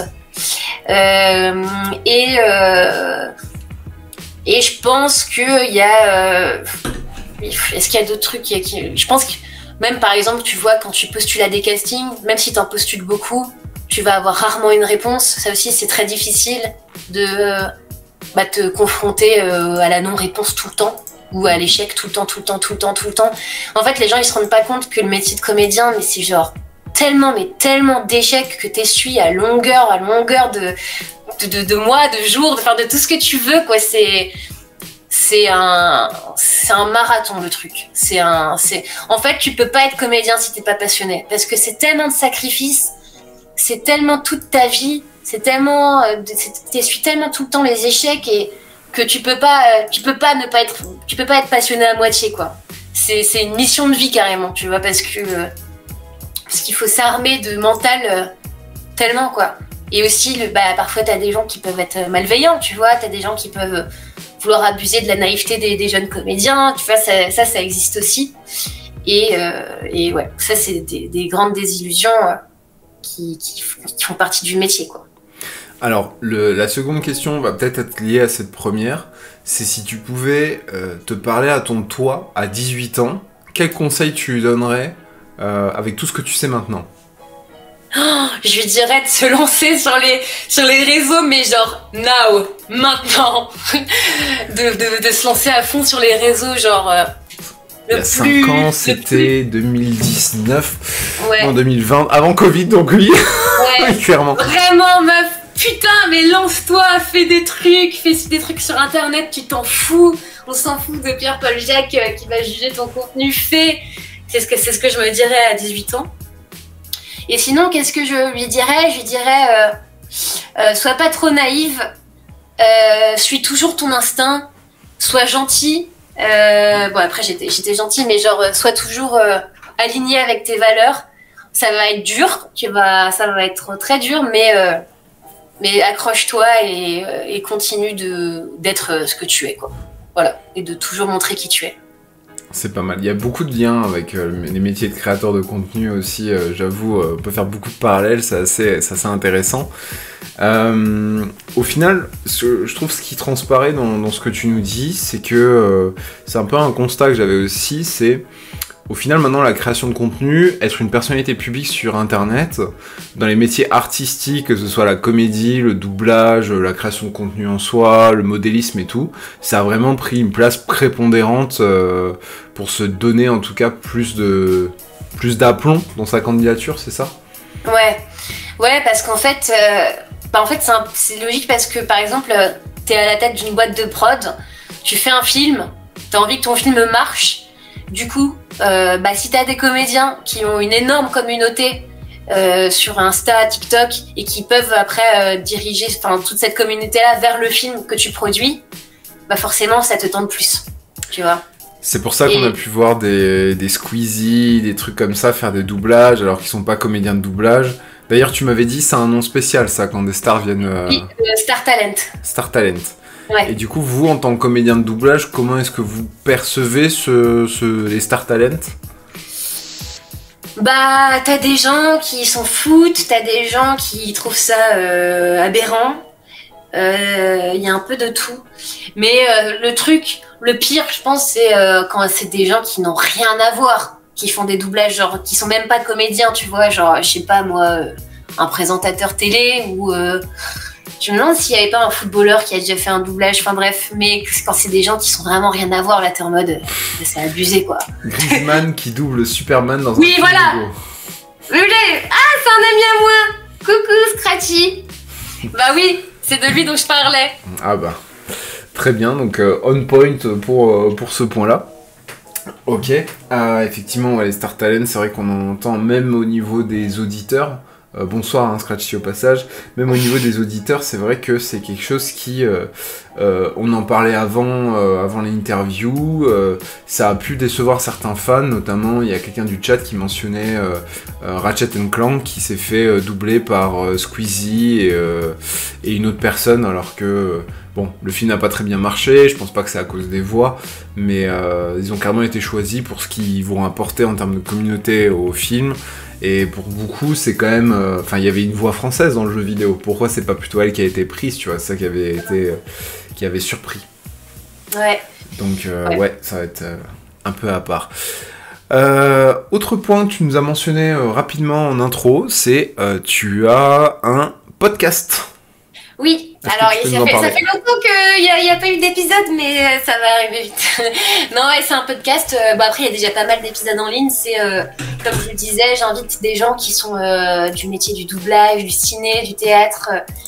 Et en gros, je parle avec eux de l'envers du décor de leur métier et de ce que ça sous-entend, d'être artiste et d'être technicien, etc. Et qu'est-ce que ça implique dans la vie de tous les jours, émotionnellement, mentalement, etc. Ça t'apporte quoi de faire ce podcast, toi? Ce que ça m'apporte, c'est des conversations hyper intéressantes, parfois très profondes avec des gens que je connaissais pas, de rencontrer plus les gens. Et ce que ça m'apporte surtout, c'est de me dire... il y a toujours une leçon un peu dont je tire de chaque épisode, en mode... putain, mais ça, j'ai retenu ça de cette conversation. Ou, je sais pas, moi, tu peux, par exemple, enfin, je sais pas, mais par exemple, quelqu'un qui va beaucoup me parler de comment sa passion le guide au quotidien, bah moi, ça va m'inspirer. Je vais sortir de là nourrie parce que cette personne m'a raconté et tout. Et j'apprends plein de trucs aussi sur le métier en question. Et ça m'a permis de rencontrer des gens aussi, mine de rien. Dans le doublage, ça m'a permis d'avoir un prétexte aussi pour rencontrer des comédiens dont j'aimais beaucoup le travail. Et voilà, les rencontrer.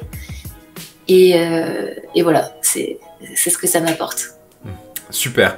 J'ai encore 2 petites questions. Après, on passera aux questions du chat qui commencent à être très chaud en termes de questions. La première, c'est, on en a parlé, mais c'est bien de le rappeler, quelle est aujourd'hui la principale menace pour les doubleurs? La principale menace, c'est l'intelligence artificielle. Il n'y a pas encore de trucs... je crois qu'il y a eu déjà quelques doublages. Je me demande s'il y a déjà eu quelques doublages faits en IA, mais en gros, c'est ça. On sait qu'on peut pas lutter contre l'IA parce que c'est une avancée technologique de ouf, mais on sait qu'on a quand même envie de continuer de faire de nos métiers. Et c'est pour ça, c'est pour cette raison qu'on se bat et qu'on se rassemble régulièrement avec les gens du métier pour parler de ça, pour parler de comment on va faire pour se protéger, etc. Il y a aussi un truc de, on n'a pas envie de se faire voler la voix. Et ça, c'est une vraie problématique aussi. Après, c'est tellement hors de notre portée, cette avancée technologique, ça va être aussi, le gouvernement français, ça va être aussi à eux de voir s'ils ont envie de protéger cette branche de métier, quoi. Et on l'espère. Donc voilà. Ah, il y a une pétition qui est en ligne, que je peux peut-être mettre sur le chat, mais je sais plus où elle est, qui en gros qui permet d'avoir plus de signatures pour que ça monte vraiment au gouvernement. Ok. Si t'arrives à la retrouver, avec plaisir de la partager dans le chat. Une dernière question avant qu'on passe aux questions du chat. C'est qu'est-ce qu'on peut te souhaiter pour cette année 2025? Alors, qu'est-ce qu'on peut me souhaiter? C'est une bonne question, ça. Attends, je vais mettre ça dans le chat. Vas-y. Ouais. Allez, je dis bonjour à Virginie, qui est aussi un ami à moi. Bon, bref. Ce qu'on peut me souhaiter, c'est que les gens ils trouvent ma web-série drôle. Voilà, que ce soit bien reçu. Que je continue de faire de m'amuser, de faire mes sketchs. Qu'est-ce qu'on peut me souhaiter de commencer un peu à toucher du doigt le milieu du ciné aussi. J'ai eu 2 petites expériences, mais là j'aimerais vraiment en avoir un peu plus. Et de continuer le doublage comme je le fais et de faire mes petits projets de doublage et continuer de m'épanouir aussi là-dedans. Eh ben, c'est des très beaux projets. Ce qu'on va faire, c'est déjà, on espère que tu n'oublieras pas d'où viennent tes racines. Jamais. Voilà. Le 5-7 dans mon cœur. Voilà, de toute façon, je compte bien rendre le 5-7 encore plus sexy qu'il n'est actuellement, et ce sera un plaisir que tu pourras dire que tu viens du 5-7, tu vois. On va passer aux questions du chat. Moi, je vais juste faire une rapide pause technique, et je vous invite à tous faire ça si vous en avez besoin, et ensuite on va, si vous voulez bien, remettre vos différentes questions dans le chat. Au pire, je redéfilerai vers le haut, mais il y avait des questions très intéressantes, donc vous pouvez faire un copier-coller, et on va tous les voir ensemble, jusqu'à ce que Léana soit complètement éclatée à 3h du matin. Allez. Ça n'arrivera pas.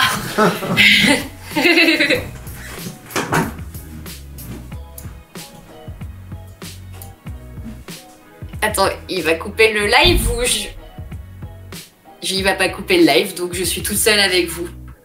Et ça tombe mal parce que je voulais aller aux toilettes, moi. Donc, qu'est-ce que je fais? Je reste avec vous ou je vais aux toilettes?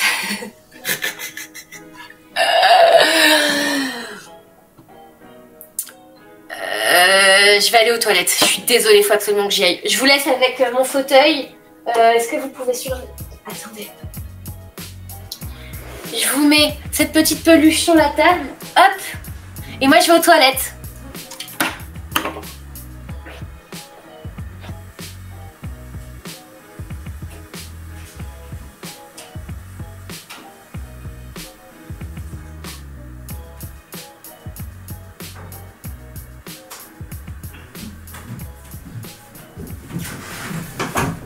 Ah, tout le monde a pris sa pause technique, c'est parfait.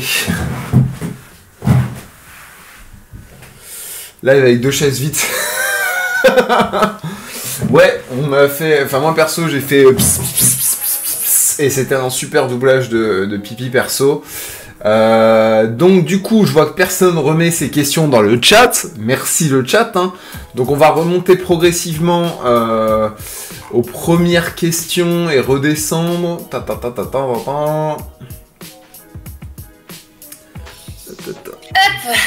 Je suis désolée, je devais absolument aller aux toilettes. Ah non, mais t'inquiète, on est pareil. Hein. Tu sais, à chaque fois, je me fais les 1,5 litre, alors... De toute façon, ils sont au courant que j'ai une vessie minuscule. Bref. Bah, pareil, c'est pour ça, c'est... Ouais. Alors, du coup, je vais revenir un petit peu sur ce que le chat a dit. Donc, lire un petit peu à voix haute. Alors, il y a un doublage de pipi. Raidin te dit qu'il adore ce que tu fais et bravo pour la vidéo sur les films de Noël. Et c'est vrai qu'elle a été très drôle. Ah, merci. Donc, Ao, je pense qu'on a répondu à ta question de comment on y accède à Metz. Hein. Au final, tu nous l'as bien dit, tout se passe sur Paris à l'heure actuelle. Ouais. Est-ce qu'on voit des studios naître, je sais pas moi, à Marseille, à Lyon ou pas du tout? Je crois qu'il y a un studio à Lyon, mais un petit studio. Et il y avait un studio à Lille, mais il n'y en a plus. Okay. Non, c'est vraiment Paris. T'as beaucoup de compliments sur la beauté de la dame. Hein. Je pense que elle va en avoir les chevilles gonflées, c'est bien. Je vais prendre la confiance, c'est pas bien. Alors, c'est très plébiscité. Alors, c'est très plébiscité sur Combini en ce moment. Les personnes qui présentent ont une voix plutôt particulière. Donc bientôt, on va te voir sur Combini ou pas? Ouf. Ouais, je pense pas. Non, mais dans 5-10 ans, peut-être. Peut-être. Oh, on t'espère quand même un peu plus rapide, hein. Ce sera un bon signe. Ouais, mais je pense qu'ils prennent vraiment des gens qui ont fait une longue carrière. Mais si j'ai des rôles emblématiques d'ici là, c'est possible. Pourquoi pas? Alors, il y a l'Eskimo qui demandait...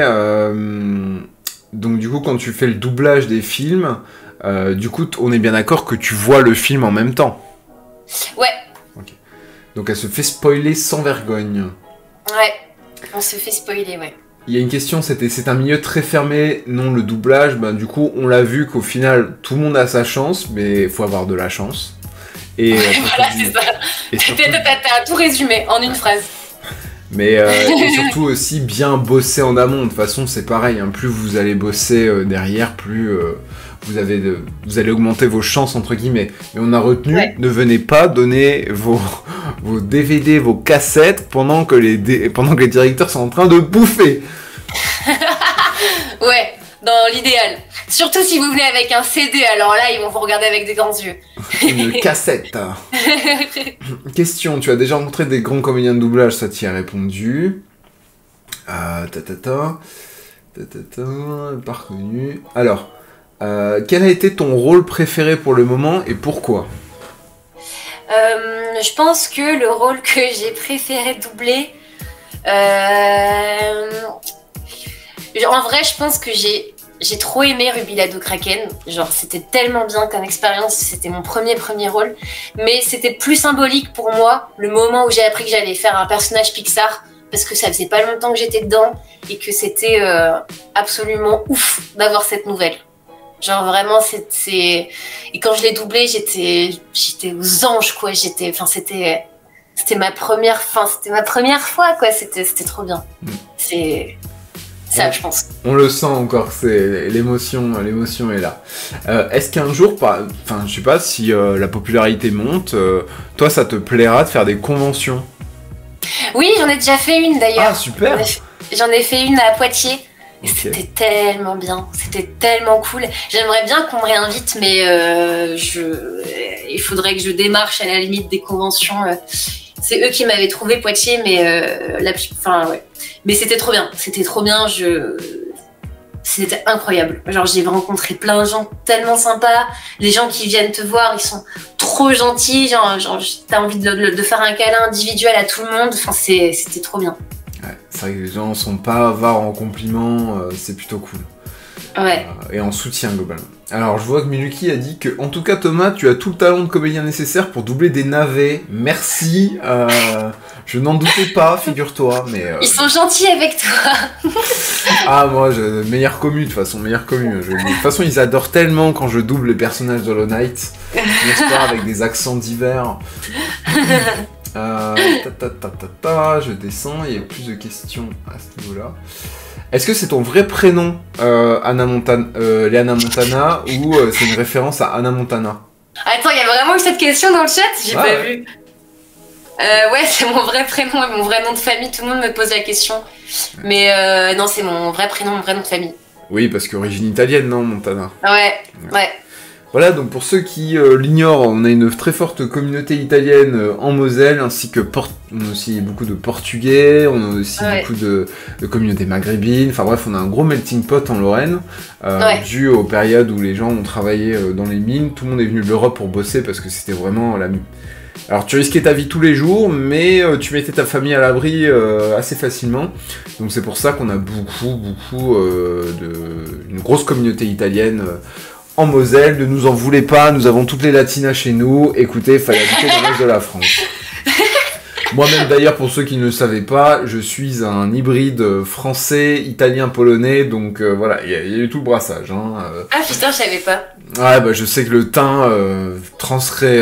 Enfin, on voit vraiment que je suis italien par mon teint, mais on peut pas s'y faire, quoi, il y a d'autres trucs. Alors, Alors, ça c'est une question qui est assez intéressante, c'est d'ailleurs, c'est quoi le rythme à l'année pour toi dans le doublage? Ça dépend des mois.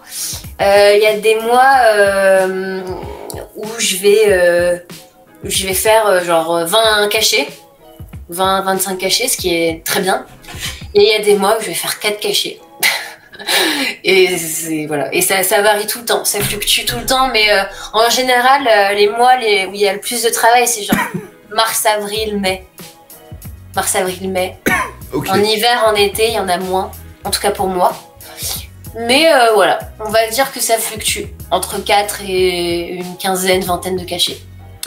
Et bon, tu l'as mentionné pour ceux qui sont, on va dire, doyens dans le domaine. Et je vais pas te demander de trucs précis, mais globalement, être comédien de doublage, même quand on... Bon, je vais plus dire que tu débutes, hein, maintenant, voilà, t'as déjà doublé des grands films, mais ça permet de vivre à Paris. Oui. Voilà. Ce qui donne déjà une très bonne indication des choses. Donc voilà, parce que c'est vrai que il y avait, je ne sais plus qui m'avait dit, c'était un stéréotype, une idée reçue, c'était comédien de doublage, c'était ceux qui sont le moins payés. Je lui avais dit, mais où est-ce qu'il a appris ça? Parce que c'est pas du tout le cas que j'avais entendu tout, donc non, c'est... De toute façon, en vrai, même si tu travailles pas tant, normalement, quand t'as fait assez de doublage, tu peux être intermittent du spectacle. Et avec l'intermittence, tu peux vivre à Paris. C'est chaud, mais tu peux vivre à Paris. Genre, si tu vis que de l'intermittence, c'est faisable, tu vois. Ok. Est-ce que tu as aimé doubler Julie dans From? J'ai adoré doubler Julie dans From. C'est un de mes persos. J'adore retrouver cette actrice. J'adore retrouver cette série. J'ai trop hâte de savoir la suite. Et c'est marrant parce que je regarde pas la série. Elle me fait trop peur quand je la regarde toute seule. Mais j'adore la doubler. Genre, j'adore suivre ce qui se passe et tout. Et ouais, j'aime beaucoup doubler ce personnage. Est-ce que j'ai une anecdote?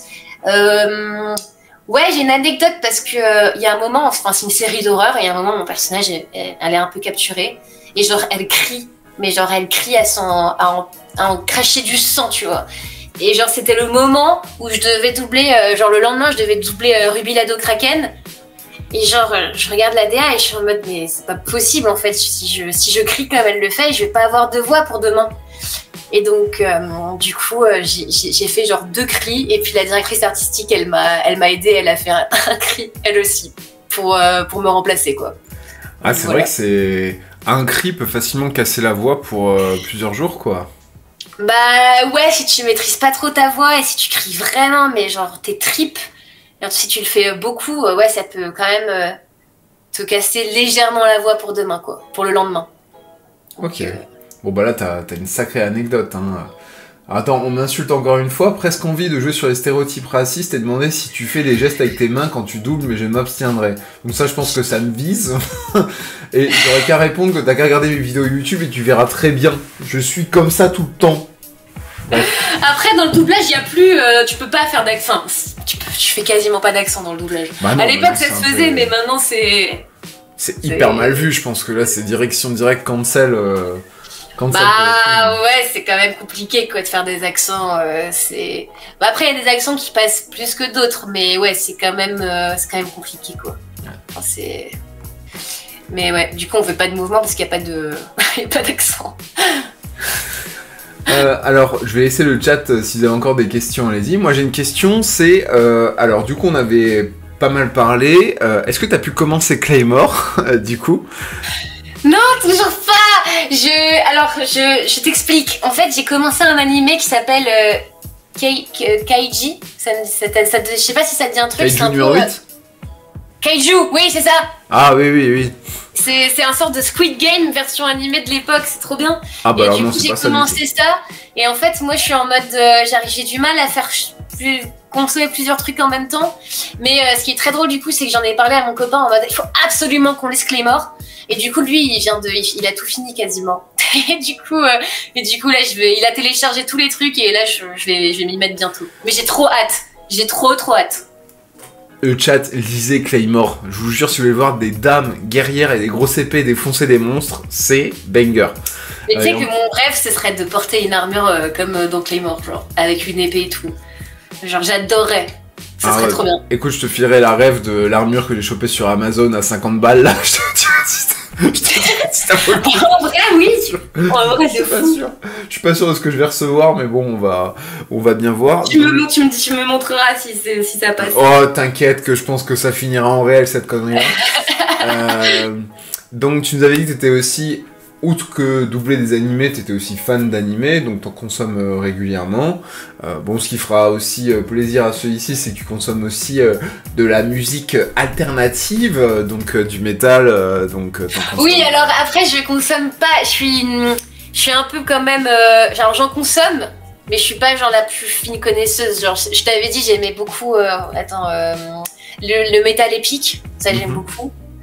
Il y a du métal un peu plus Oui, bah après, enfin, tu sais, faut un peu se démystifier, hein. C'est pas parce que t'es experte que t'as pas le droit de te dire que t'en écoutes, hein. Donc ça, faut vraiment assumer ça. T'as pu écouter la petite playlist qu'on a fait, du coup, pour les... Ah merde, non. Mais par contre, tu sais ce que j'ai écouté en boucle? Comme de voir, elle fait rien. Non, mais c'est clair. J'ai écouté par contre de fou, attends, je vais te dire, Train Fantôme. Que tu m'as montré. Ah oui, ça c'est cool. Et je l'ai même fait découvrir à d'autres gens. J'ai croisé un métalleux pas plus tard qu'il y a 2 jours et je lui en ai parlé. Ouais. Ah non, mais ça c'est un truc, ça a percé tôt ou tard en France, ça c'est clair. Hein.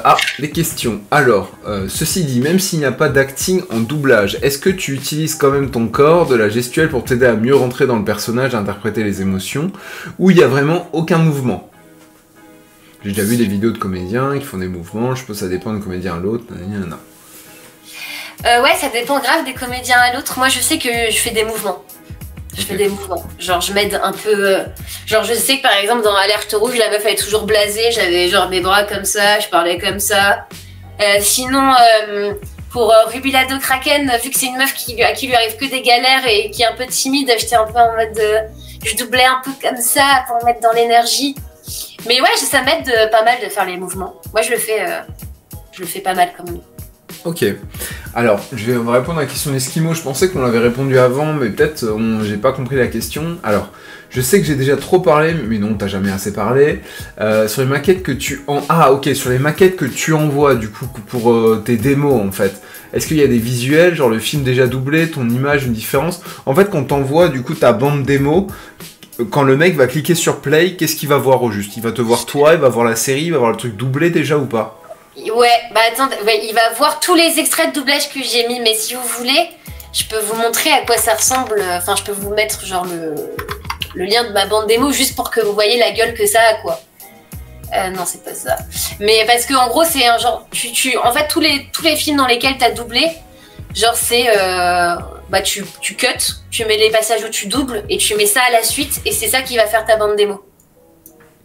Ok, donc je pense que ça répond à ta question, l'Eskimo. Donc voilà. Est-ce qu'il y a encore des questions dans le chat? Je sais qu'il faut toujours un petit temps... Un petit temps d'attente.